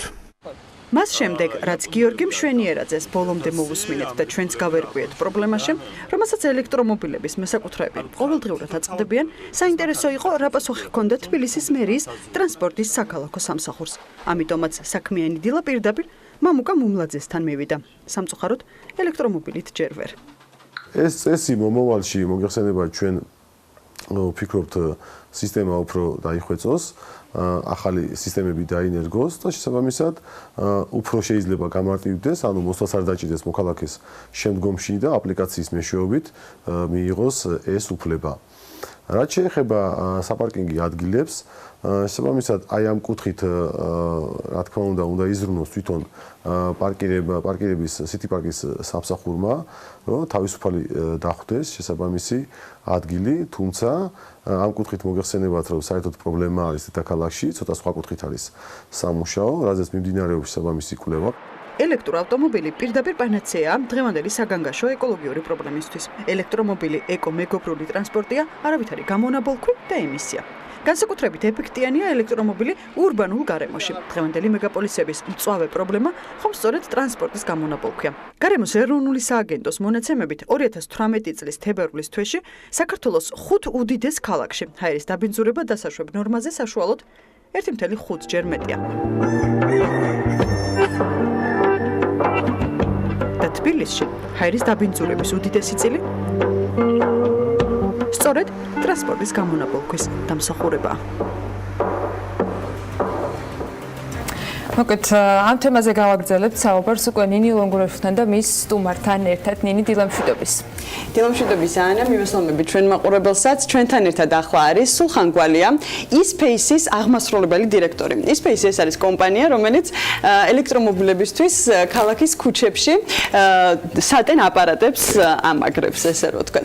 დილამშვიდობის ბატონო სულხან, მადლობა საქმიანი დილის სტუდიაში მობრძანებისთვის. ბატონო სულხან, დავიწყოთ იმ თემით და იმ პრობლემით, პრობლემით, რაც გიორგი მშვენიერაძემ ჩვენ სიუჟეტში აღნიშნა, რომ როდესაც მიდის დასატენ აპარატთან, თან უნდა იქონიოს ეგრეთ წოდებული კაბელი, იმისთვის რომ მანქანა დაიტანოს. რატომ არ აქვს სატენს ეს თან ეს კაბელი იმისთვის რომ ესე რომ ვთქვათ პრობლემას წარმოადგენს და დისკომფორტს მომხმარებლებისთვის. მოგესალმებით პირველ რიგში, დიდი მადლობა მოწვევისთვის და მესალმები მაყურებელს. ძალიან საინტერესო იყო თქვენი რესპონდენტის კითხვები დასმული და ვეცდები ყველას მათ ვასუხო. პირველ რიგს ხმემზანეთ, რატომ არ აქვს კაბელი თვითონ დამტენის აპარატს, ეგრეთ წოდებული მეორე დონის უკაცრავად ქალაქის დამტენებს აქვთ კაბელები არ აქვთ თავისი და თავისი კაბელი შეიძლება ქონდეს, მაგრამ ჩვენ შეგნებულად მივიღეთ გადაწყვეტილება რომ კაბელები არ ქონოდეს, რადგან მანქანებს აქვს განსხვავებული შესაერთებელი, ანუ ორი ტიპის შესაერთებელია. ეს ხო ერთი მიზეზი, იმიტომ რომ ახლა ერთი კაბელი რო ქონდეს, მეორე მანქანა იმაზე ვერ დაიტენება და შეიძლება წარმოექმნა გაუგებრობა. მეორე ვანდალიზმიდან საკითხიც არის შესაძლოა ვინმე გასაგებია. და ამიტომ არ აქვს და როგორც წესი მანქანებს მოყვება ეს კაბელები თავისი თვითონ მოდებთ მანქანაში და ამიტომ თუმცა ერთ-ერთი კიდევ ასეთი პრობლემა არის, როგორც გიორგი მშვენიერაძემ სიუჟეტში ჩვენთან თქვა, რომ როდესაც დასატენად ავტომობილის ხშირ შემთხვევაში შიდა წვის ძრავიანი ავტომობილი ხდება და არ არის გათავისუფლებული, ანუ ის ადგილი, სადაც რეალურად მხოლოდ ელექტრომობილებისთვის არის განკუთვნილი.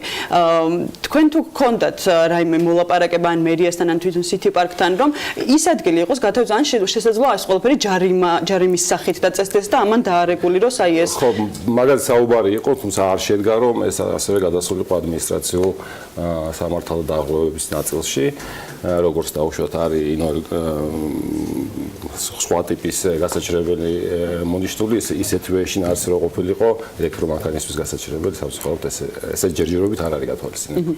პედაგოგიურად ფაქტობრივად ელექტრომობილები ამ პირდაპირ იპყრობენ, ესე რომ ვთქვათ, ამ საავტომობილო ბაზარს და ამაზე ექსპერტები თანხმდებიან და რომ ავტოინდუსტრია ახალი რევოლუციური, ესე რომ ვთქვათ, ცვლილებების ზღურბლზე დგას. თქვენც აი ამას ფეხდაფეხ მიყვებით ისპეისი კომპანია, რომელიც სატენებს ამაგრებს თბილისის და არა მარტო თბილისის რეგიონების ქუჩებშიც. დღეს რამდენი ასეთი სატენი არის როგორც თბილისში, ასევე რეგიონში და თუ იგეგმება მომრავლება აი ამ სატენების იმისთვის, რომ თუნდაც აი გიორგი მშვენიერაძეს ავტომობილმა, რომელიც არის პატარა ძრავიანი და ჯერჯერობით მისთვის შეუძლებელია ბათუმში ჩასვლა, იმიტომ რომ სატენები ისე შორს არის დამაგრებული, რომ ვერ შეძლებს, თუ იგეგმება აი ავტოგორიდან, ავტობანიდან და არ იყოს ზესტაფონში და იყოს უფრო ახლოს. დიახ, დღეისათვის ჩვენ ქსელში არის 47 საჯარო დამტენი, რომელიც არის მეორე დონის დამტენი და ერთი სწრაფი დამტენი, რომელიც სოკარის ავტობანზე არის. ჩვენ ავტობანზე ვგეგმავთ, რომ ეს სწრაფი დამტენები გაუშვათ, პირველ რიგში ავტობანი დავფაროთ. ქალაქის დამტენები რაც არის ეს საქართველოში უკვე რეგიონზე კარგად გადავსვით, სამეგრელოშიც არის, გურიაში ცოტა ხანში დაყენდება, კახეთში არის და მოკლედ ვცდილობთ მაქსიმალურად მოვიცვათ. მინიმუმ 100 დამტენი იქნება პირველ ეტაპზე, თუმცა ეს ძალიან ცოტა რაოდენობა არის დამტენებისთვის. ეს გულისხმობთ რეგიონებში საქართველოში მინიმუმ 100 დამტენი იქნება ეს ქალაქის დამტენი და დაახლოებით 5 სწრაფი დამტენის დამატებას ავტობანზე ვაპირებთ 1 წლის განმავლობაში. ამ 1 წლის განმავლობაში 2018 წლის ბოლომდე თუ იქნება შესაძლებელი რომ ბათუმში ჩახვიდეთ. ბათუმში ჩავიდეთ. ერთ-ერთი კითხვა. ასევე გიორგი მშვენიერაძის და სხვა ელექტრომობილების მფლობელებისთვის პრობლემას წარმოადგენს თბილისში აი ეს სატენები, რომლებსაც რეალურად ნელატენის მანქანას დაახლოებით 3 საათიდან 7 საათამდე ჭირდება დატენებას ავტომობილის. თუ არის შესაძლებელი რომ უფრო სწრაფი დამტენი დამაგდეს თბილისის ქუჩებში, იმისთვის რომ შეძლონ სწრაფად. ამ ეტაპზე ორი მომენტი არის. პრაქტიკა მსოფლიოში აჩვენებს იმას, რომ 70-80% ხალხი ტენის სახში. როცა ქალაქში მოძრაობს, საღამოს როგორც კი მივა, როგორც უკაცრავად მობილურს ტენის, ასევე ტენის მანქანასაც. დღეს გამოწვევა უფრო ჩვენი გადასახედიდან არის რომ მომხმარებელს კონდეს საშუალება სახში მისვლისას რომ მოახერხოს დატვირთვა და ეს გადაწყვეტილება ასეთ ტიპის გადაწყვეტილება არსებობს და რაზეც ჩვენ მუშაობთ და იმედი გვაქვს რომ უახლოეს მომავალში ჩვენ შეძლებს ეს ამ გადაწყვეტილების წარდგენას პირველი პროექტს რასაც ვაკეთებთ სხვა შორის ჩვენ გენერალური პარტნიორი ამ საკითხში არის M-კვადრატი და უახლოეს ერთ თვის განმავლობაში ალბათ ჩვენ მაგ პროექტს წარმოვადგენთ მათთან ერთად თუ როგორ მოსახლეობას ექნება საშუალება სახში კომფორტულად დატვირთვას. ბატონო სულხან, ასევე მე მაინტერესებს როგორი მოლოდინები გაქვთ აი ამ ელექტრომობილების პოპულარიზაციის მხრივ და როგორია სტატისტიკა, როგორი ზრდადი არის ეს სფერო? დიახ. მიუხედავად იმისა, რომ სოფლიოში დაპრობირებულია და ჩვენთანაც ყოველდღიურად ზრდადი არის. საქართველოში შარშან ამ დროს იყო დაახლოებით 50 თუ არ ვცდები ელექტრომანქანა, რაც ჩვენ დავიწყეთ პროექტის განხორციელება. დღეისათვის 1000 გადააჭარბა ჩვენი ინფორმაციის ელექტრომობილების რაოდენობა საქართველოში. მადლობა და სამომავლო გეგმები რა არის ის ფეისის? კვლავ გაფართოება ჩვენი ქსელის, პირველ რიგში ავტობანის დაფარვა და მეორე დონის დამტენების კიდე მთელ საქართველოს მიმოწვა. დიდი მადლობა საქმიანი დილის სტუდიაში მობრძანებისთვის წარმატებებს გისურვებთ. სრულად რეალური არის რომ 2 ათეული წლის შემდეგ შიდაწვის ძრავები ისეთივე ქრონოლოგიასთან შეუსაბამო გახდეს, როგორც არის მაგალითად დღეს ორთქლის ძრავა, ასე რომ წარმატებები ის კომპანია Ispace წარმატებები ელექტრომობილის მფლობელებს და ჩვენც შევეცადოთ ყველა ერთად რომ ელექტრომობილებით დავეხმაროთ ჰაერს იმისთვის რომ გაიწმინდოს და კარგი და სუფთა ჰაერი ვისუნთქოთ. ნილონგროშმა მოახერხა რომ ფლორას და ფაუნაზე ზრუნვა ახლა უკვე ასე გვერდით შემოვლითი გზით გადაწყვეტა საქმიანი დილის მაყურებლებისათვის ამ ფორმით შეეთავაზებინა. ძალიან დიდი მადლობა მას საინტერესო საუბრისათვის და იმ რეპორტაჟისთვის, რომელიც ამ თემასთან დაკავშირებით მოგვიმზადა და რა თქმა უნდა მადლობა სულხან გვალიას Ispace-ის აღმასრულებელ დირექტორს. წარმატებებს უსურვებ მე მას. წინ უქმეები გველდება. ნახლა დრო არის რომ გავიგოთ როგორი უქმეები იქნება. ამის პროგნოზს გადავხედოთ გრძელვადიანს და მცირე სარეკლამო პაუზის შემდეგ რა თქმა უნდა ვისაუბრებთ კრიპტობაზრის გასულ სიახლეებზე და იმ პროგნოზებზე, რომელიც ამ საკითხთან დაკავშირებით არსებობს. ამინდის პროგნოზის სპონსორია SEU Development.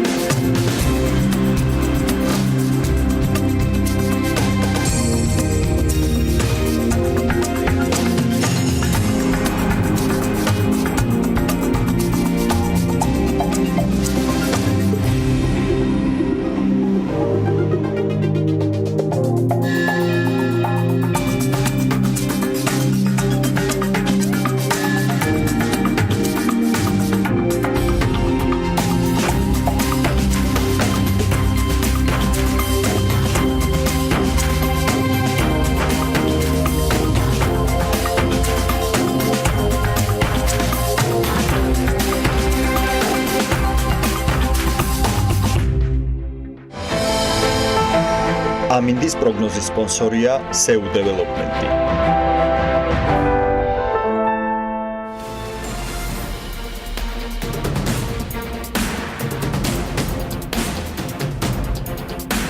რეკლამის შემდეგ პარასკევის ტრადიციით ბრუნდებით კრიპტოსავალუტო მიმოხილვით პირდაპირ ეთერში და შოთას და ეფრემ მურმაშვილს უთმობს სრულად ასპარეზს, ჯერ შოთა გაგოცნობს პრინციპში მთელი კვირის მიმოხილვას. მოკლედ, ძალიან მოკლედ, საინტერესო თემაზე გვაქვს დღეს ასაუბრო. კრიპტოვალუტების საერთო საბაზრო კაპიტალიზაცია 282 მილიარდს ქვემოთ დაიშვა. ბევრი ძირითადი კრიპტოვალუტა რამდენიმე თვის მინიმალურ ფასს აჩვენებს. კომენტარი გააკეთა ჩინეთის სახალხო ბანკის ვიცე-გუბერნატორმა, რომლის სიტყვებით საგულისხმოა ბევრ ახალ წინააღმდეგ გულისხმით შევქმნით წელს კრიპტოვალუტებს, ასევე ვრცელდება ხმები, რომ ორი იაპონური კრიპტოსავალუტო ბირჟა რეგულატორების ეწოლის გამო ოპერირების შეწყვეტას გეგმავს. ბიტკოინის ფასი $8,000 ქვეშაა, ხოლო ეთერიუმის $500 ქვეშ შეეცემა ლაიტკოინის ფასიც, მას შემდეგ რაც ლაიტპეიმ ოპერაციების შეწყვეტა. ჩალელი ბოდიშიც კი მოიხადა და თქვა, რომ მომავალს უკეთ მომზადებული შეეგებება. ამის შემდეგ ლაიტკოინის ფასიც $120-მდე დავარდა. თუ ტექნიკური ანალიტიკის მხრიდან მივდგებით, ბიტკოინ დოლარის წყვილ შეგვიძლია ეგრეთ წოდებული სიკვდილის ჯვარის თარგიც ამოვიკითხოთ, ვარდნა ახლა ტესტავს $7,300 ამ ფსკერს. ამ ფასის ქვემოთ ჩასვლა იმას მიანიშნებს, რომ თებერვლის უდაბლესი ფასებისკენ 6,000-ისკენ და 5,000-ისკენ ბიტკოინის დაბრუნებაც საკმაოდ რეალისტურია, ხოლო თუ კი ამჟამინდელი ფასი აცდა $9,300, შეგვიძლია უკვე ზრდადი ბაზრის დაბრუნებაზეც ვისაუბროთ, სადაც შემდეგი წინააღმდეგობის წერტილი $11,700-იანი ფასის ნიშნული იქნება. მოკლედ დაუკვირდეთ ამ ვიკენდზე განვითარებულ მოვლენებს და თუ კი 4 საათზე მეტის განმავლობაში ფასი $7,300-იანი ნიშნულის ქვეშ ჩავიდა, რა თქმა უნდა, გაყიდვაზე ვფიქროთ და რა თქმა უნდა, თუ კრიპტოაქტივების გრძელვადიანად შენახვას არ აპირებთ უკეთესი მომავლის იმედით. რა სურათები იკვეთება სამომავლოდ, ამ კითხვით უკვე რემი ურმაშვილს მივმართოთ, რომელიც უკვე ჩვენთანაა. გამარჯობა. მოგესალმებით მეგობრებო. მინდა გავაგრძელო შოთას ამბობი ჩინური, ასე ვთქვათ, ეკონომიკის შესახებ, სადაც ჩინეთის სახალხო ბანკს ყავს ახალი ვიცე-პრეზიდენტი, რომელმაც გააკეთა რამდენიმე განცხადება, ის რაც თქვენ ბრძანეთ ერთი, რომ ისინი ფიქრობენ, რომ შეუქმნან ახალი წინააღმდეგობები კრიპტობაზრებს, თუმცა ამავე ვიცე-პრეზიდენტმა გააკეთა განცხადება, რომ კრიპტოვალუტა და მათ შორის ბიტკოინი არის იმედის მომცემი ვალუტა და ისინი ინტენსიურად მუშაობენ ახალი კრიპტოვალუტის, ანუ ნაციონალური კრიპტოვალუტის შექმნაზე და ამ კუთხით მათ დაქირავებული ხალხ ერთ-ერთი უმსხვილესი კომპანია, ბლოკჩეინ კომპანია, რომელიც უშუალოდ მუშაობს ჩინური სახალხო, ასე ვთქვათ, ციფრული ვალუტის შექმნაზე და ამ კუთხით საკმაოდ აქტიური არის ჩინეთის სახალხო ბანკი იმის გათვალისწინებით, რომ ისინი აკეთებენ კონკრეტულ, ასე ვთქვათ, დათქმებს, რომ მოკლედ მაინც მებებულები ვერ იქნებიან ბიტკოინისა და სხვა კრიპტოვალუტების მიმართ და ალბათ ეს იმითაც არის გამოწვეული, რომ ერთ-ერთი ყველაზე დიდი რისკი, რაც მათ ექნებათ 2018 წელს, ისევ ამავე ჩინეთის სახალხო ბანკის ვიცე-პრეზიდენტის განცხადებით იქნება ის, რომ იენი იქნება საკმაოდ მერყევი და ეს მერყეობა განპირობებული იქნება იმით, რომ კრიპტოვალუტების მეშვეობით მოხდება კაპიტალის გადინება და ზუსტად ის განცხადებები, რაც მათ გააკეთეს კრიპტოვალუტების წინააღმდეგობებთან დაკავშირებით გამოწვეულია სწორედ იმით, რომ იენის კურსი საკმაოდ ბრწყალებში ჯანჯღარებს კრიპტოვალუტების გამო და ხდება, ასე ვთქვათ, პირდაპირ თუ ირიბი გადინდება, ასე ვთქვათ, კაპიტალის ჩინური ბაზრიდან, რაც ადრე განპირობებული იყო დამატებით კიდე ICO-ებით, ეგრეთ წოდებულით პირველადი შეთავაზებებით ახალი კრიპტოვალუტების, რაც მათ აკრძალეს, ოღონდ რეალურად ახლა დარჩათ კიდევ ერთი მნიშვნელოვანი მიმართულება, რაც უშუალოდ უკავშირდება ინვესტირებას და ვაჭრობას კრიპტოვალუტებით. საბოლოო ჯამში ყველა ეს მიმართულება, რაც ჩვენ ჩამორთვალ და ყველა ეს ფაქტორი და ეს დამოკიდებულება ჩინეთის სახალხო ბანკის მხრიდან, რომლებიც არიან ბაზარზე საკმაოდ დიდები და დაახლოებით 20-25% არის მათი მარკეტში არის ამ კრიპტობაზრების, საკმაოდ ნეგატიურ გავლენას ახდენს ერთის მხრივ ფასთან მიმართებაში და არის პესიმისტური განწყობები, ყველაზე მსხვილი მომხმარებელი, ასე ვთქვათ, ეკონომიკის მხრიდან ამ მიმართულებით. პირველი ის ტრენდი, რომ მათ აკრძალეს ICO-ები და მეორე ისინი, რომ აპირებენ კიდევ დამატებით რეგულაციების შემოღებას კრიპტოვალუტების მიმართ, თუმცა ასე ვთქვათ, შეიძლება შექების პრინციპი იყო მათი დამოკიდებულება ნაციონალური ციფრული ვალუტის შემოღების შესახებ. საერთოდ ჯამში ყველაფერს თავის ასაკეთებენ. 50-იან წლებში დედამიწა რამხელაც იყო, იმხელა მოსახლეობის ქვეყანა აქვს და აქვს თავის ფინალა რომ აკეთონ რაც უნდა. რა თქმა უნდა.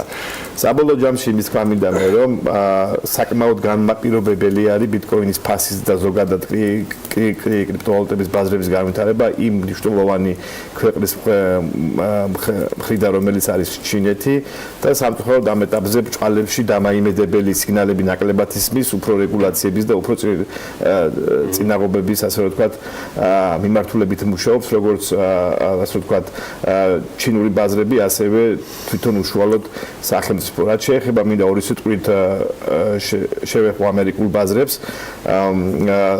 პოზიტიური სიგნალები მოდის უშუალოდ ამერიკელი დეველოპერებისგან და ამერიკული ბირჟებისგან CBO-მ გააკეთა განცხადება დაახლოებით 2 დღის წინ CBO არის უმსხვილესი ჩიკაგოში რეგისტრირებული ოპშენების ასე ვთქვათ ბირჟა დაახლოებით 23 ტრილიონი დოლარის კაპიტალიზაციის და მათ თქვეს რაღაც რომ არა აქვს ფუფუნება SEC-ს ანუ ამერიკის ფასიანი ქაღალდების კომისიას რომ გვერდიდან უყუროს ბიტკოინთან დაკავშირებულ რეგალიებს და ის რომ მათი განცხადებები როგორც ამერიკის ხაზინების დეპარტამენტს ასევე SEC-ის რომ ისინი დაარეგულირებენ KYC-ს და ანტიმანი ლონდერინგის კუთხით ვალეტებს ანუ ბიტკოინის გადამცვლელ პლატფორმებს ეს იმაზე მეტყველებს რომ მათ აქტიურად უნდა დაიწყონ მუშაობა ETF-ის მინიჭების თაობაზე. ანუ CBO მოუწოდა ცალსახად ყველაზე უმსხვილესმა ასე ვთქვათ ამერიკულმა ბირჟამ რომ დაიწყოს ამერიკის ფასიანი ქაღალდების კომისიამ მუშაობა ხელახლა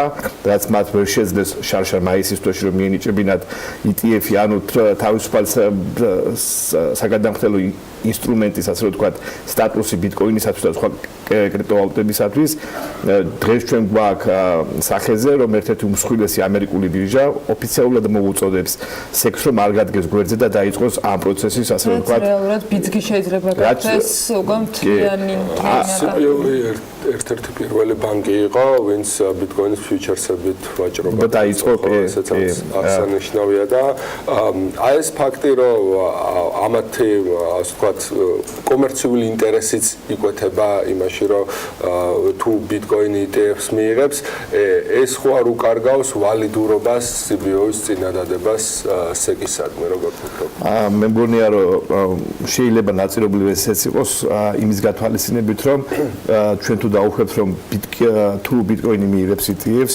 ეს იქნება მწვანე შუქი ყველა სხვა ქვეყნისათვის რომ იგივე ნაბიჯი გადადგას თუნდაც ის რომ თქვა დღეს ბრიტანეთში მიდის საუბარი იმაზე რომ მაქსიმალურად ზღუდავენ არარეგისტრირებულ ბირჟებს და პირდაპირ გააკეთა ბრიტანეთის ხაზინის დეპარტამენტმა განცხადება რომ ისინი აკრძალავენ იმ ბირჟებს რომლებიც რეგისტრირებულები არ არიან კორეაშიც რაღაც ხმები არის რომ რაღაცები იხურება და იაპონიაში და იაპონიაში ორი მსხვილი საფონდო ბირჟაც ანამაგნიშნა აქვს პრობლემები იმის გათვალისწინებით რომ KYC და ანტიმანი ლონდერინგი არის ძალიან მნიშვნელოვანი უკვე ამ ფონზე დარწმუნებული ვარ ეს იქნება ტრენდის მიმცემი ETF-ის მინიჭება ბიტკოინისათვის რომ სხვა მთავრობებმაც მსგავსად ამერიკის მიიბაძონ ბრიტანეთმა იაპონიამ ევროკავშირმა და დაიწყონ ბიტკოინის როგორც საგადამხდელო ინსტრუმენტის ლეგალიზაცია რაც იაპონიაში მოხდა შარშან მარტის თვეში და ამით მოხდება ბაზრის სტრუქტურიზება იმის გათვალისწინებით რომ ბაზარი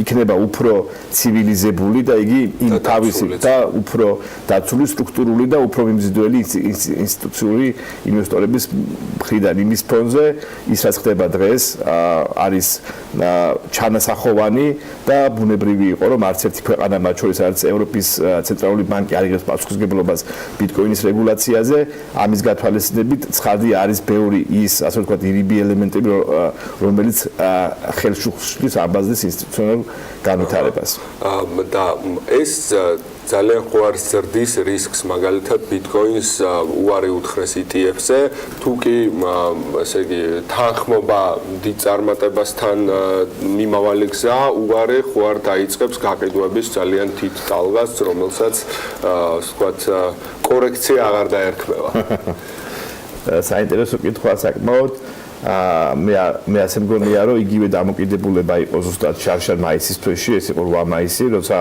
ყველა ელოდებოდა რომ ამერიკის მთავრობა ანუ საქმიანი ETF-ს Bitcoin-ს და მაშინ იყო Bitcoin-ის ფასი მახსოვს $1200 და იმ ნიუსის გამოსვლის შემდეგ როდესაც ETF-ს მინიჭება თქვენს უარი Bitcoin-ის ფასი დაკორექტდა ზუსტად $300 გახდა $900 და ზუსტად 1 საათში აღედგინა ფასი და ახლობით შემდეგ $100. რა თქმა უნდა, იმის გათვალისწინებით რომ ჩვენ თუ ვაკეთებთ დაშვებას რომ ციფრული ეკონომიკა არის მომავალი, იმის გათვალისწინებით რომ ჩვენ ვაკეთებთ დაშვებას რომ Bitcoin-ი თქვა და სხვა ნებისმიერი კრიპტოვალუტა, რომელსაც გააჩნია პლატფორმა, არ არის მხოლოდ ვაჭრობისთვის და ინვესტირებისთვის საშუალება და ეს არის თავის თავში პირველ რიგში ტექნოლოგია, ეს არის პლატფორმები, რომლებსაც მოაქვთ ტექნოლოგიური განვითარება, გარდაუვალი იქნება ამ ვალუტების გამოყენება, ასე ვთქვათ, შემდგომ ეკონომიკურ ურთიერთობებში და ეს იქნება დღის წესრიგი აუცილებლად საომავლოდ, რომ განვითარდეს ეს ბაზრები. ბუნებრივია ის ფაქტიც, რომ ეს აქამდე ხდებოდა ასე ვთქვათ რევოლუციურად და ის რაც ბოლო 3 წელიწადში მოხდა ამ ბაზრებზე პირობითად 20 მილიარდიდან ავიდა 800 მილიარდზე და დღეს ჩამოსული არის უკან დაახლოებით 400 მილიარდზე. ეს იმაზე მეტყველებს, რომ ბაზარი არის ახალი და ეს ბაზრები კონკრეტულად თუ მოხდებიან სწორი რეგულაციების ქვეშ და სწორ რეგულაციებში მეგულისხმობა ეს არის მხოლოდ ასე ვთქვათ იდენტიფიცირება კლიენტის ანუ KYC და anti-money laundering-ი დარწმუნებული ვარ რომ ეს ბაზრები თავის განვითარებას პოვებენ როგორც ინვესტიციების კვალობაზე, როგორც ასე ვთქვათ კარგი საინვესტიციო საშუალებების, ასევე როგორც ტექნოლოგიური, ასე ვთქვათ პროდუქტის განვითარების კვალობაზე და თუნდაც ის ფაქტი რომ დღეს ბლოკჩეინი უკვე არის ტრენდი და შეუქცევადი, ასე ვთქვათ მიმართულება სოფლიო ეკონომიკის განვითარების დაწყებული IMF-ით, World Bank-ით, ყველა მსხვილი ასე ვთქვათ საფინანსო ინსტიტუტი და მთავრობით უკვე ასე ვთქვათ სატრენდოდ მიიჩნევს იმას, რომ თუ შენ გაქვს ბლოკჩეინი, ხარ ინოვაციური განვითარებული და ხარ ტრენდული ქვეყანა, ეს რა არის თუ არა ის რომ ბლოკჩეინ Bitcoin პლატფორმა არის ძირითადი ასე ვთქვათ ღერძი ამ ყველაზე მთავარი ინოვაციის. ანუ იმის თქმა მინდა რომ ეს ETF-ის არ მინიჭებას რომ ჩვენ გამიხილოთ დღეს იქნება ასე ვთქვათ არ იქნება კარგი, მაგრამ ეს არ იქნება დასასრული, ეს იქნება კიდევ ერთი ახალი ასე ვთქვათ წინააღმდეგობის წერტილი, რომელიც შემდგომში ბაზარმა უნდა გადალახოს და დარწმუნებული ვარ, რომ ეს ბაზარი ამას გადალახავს, იმიტომ რომ საუბარი გვაქვს ჩვენ მომავლის ტექნოლოგიაზე და ასე ვთქვათ ინოვაციაზე და ამის შემდეგ დარწმუნებული ვარ, უკვე იქნება ბაზარი საკმაოდ სტაბილური, საკმაოდ მიზიდველი და საკმაოდ ასე ვთქვათ იმედის მომცემი. მე მინდა რომ ახლა ცოტა ქართულ საქართველოს ფარგლებში შემოვიდეთ. ახალი ტერმინალები ჩნდება თანდათან თბილისში. ერთი კოსტალაზე უკვე არის, მეორე სველოდებით თბილისის გალერეაში. რა შესაძლებლობას გვაძლევს რეალურად ეს ტერმინალი მათთვის, ვისაც დღეს კრიპტოვალუტა უკვე ხელმისაწვდომია, რასაც აძლევს და ვისაც უნდა რომ შეიძინოს, რამდენად შეიძლება რომ ეს გამოიყენოს. ალბათ უფრო მობილურობის საშუალებას აძლევს, თქვათ რომ ავიღოთ შედარებისათვის თუ გვაქვს ჩვენ პლასტიკური ბარათი და თუ ჩვენ ვერ ვიპოვით ახლო-მახლოში ტერმინალზე გამოტანა გვინდა ფული, ჩვენ უნდა წავიდეთ ბანკში და ეს ფული გამოვიტანოთ ბანკიდან, რაც დამერწმუნდეთ არის დროის ფაქტორი, უნდა თქვა მოძებნოს ბანკი, უნდა წავიდეთ ჩვენ ასე ვთქვათ ბოლეთში, გავაკეთოთ ოპერაცია, გავანაღდოთ ბიტკოინი, მერე ჩვენი ანგარიშიდან გადავრიცხოთ ჩვენი ასე ვთქვათ ვოლეტში არსებული ანგარიშიდან ეს ფული გადავრიცხოთ ჩვენივე ანუ საბანკო ანგარიში, ამას მინიმუმ ჭირდება 2-დან 3 დღე და შემდეგ როცა მოხდება უშუალოდ ეს ფული ანგარიზე, მე პლასტიკური ბარათის მეშვეობით ანკეშად გამოვიტანოთ. ანუ საკმაოდ 3-4 ოპერაციული პროცედურა გვინდა დღეს ბიტკოინის განაღდებისათვის.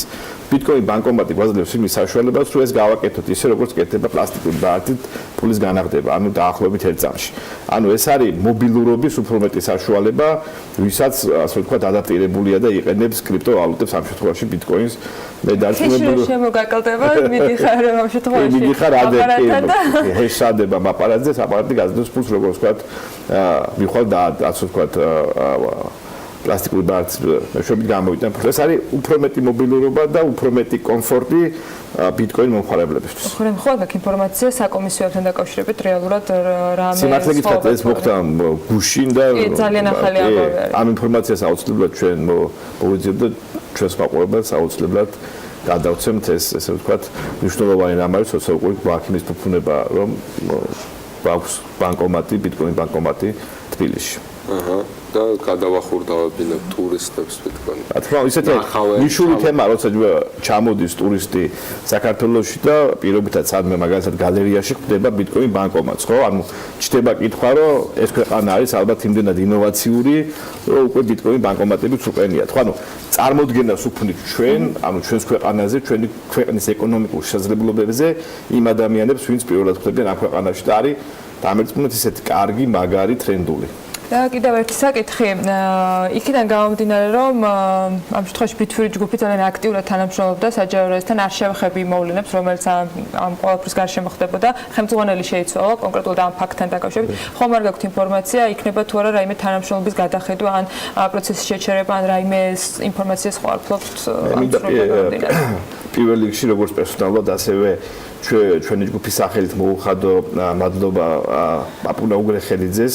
პაპუნა უგრეხელიძე ბოლო 4 წელია საკმაოდ აქტიურად გვეთანამშრომლება საჯარო რეესტრის სახით და მისი, ასე რომ ვთქვათ, საკმაოდ აქტიური თამამი, ასე რომ ვთქვათ, გადაწყვეტილებების შედეგი იყო, რომ ბიტფირი ჯგუფთან ერთად სოფლიოში პირველად განხორციელდა უძრავი ქონების რეგისტრაცია ბლოკჩეინზე, რამაც საკმაოდ დიდი სახელი მოუტანა როგორც ჩვენს ქვეყანას, ასევე ბიტფირი ჯგუფს. ეს იყო აღიარება ეკონომისტის ჟურნალის Financial Times-ის ყველა მსხვილი გამოცემის Washington Post-ის და ასე შემდეგ, პლუს ამას მოხდა აღიარება და case study-ები უკვე მსხვილი უნივერსიტეტების ფონზე, მათ შორის როგორც არის Harvard-ი და ასე შემდეგ. ანუ ჩვენი თანამშრომლობა იყო საკმაოდ ნაყოფიერი, საკმაოდ აქტიური, თუმცა ჩვენ როგორც პერსონალურად კიდევ ერთხელ აღნიშნავ, ასევე ბიტფირი ჯგუფის სახელით ვუხდით მადლობას პაპუნას იმ გაწეული შრომისათვის და თანამშრომლობისათვის და იმეც გამოვთქვა, რომ იგივე ტრენდი და იგივე ტენდენცია განხორციელდება, ვინაიდან ჩვენ არ ქონიათ კომუნიკაციის ამ რესურსთან ამემართებით. სამწუხაროდ არ ქონია, ეს სულ რამდენიმე დღის ამბავია.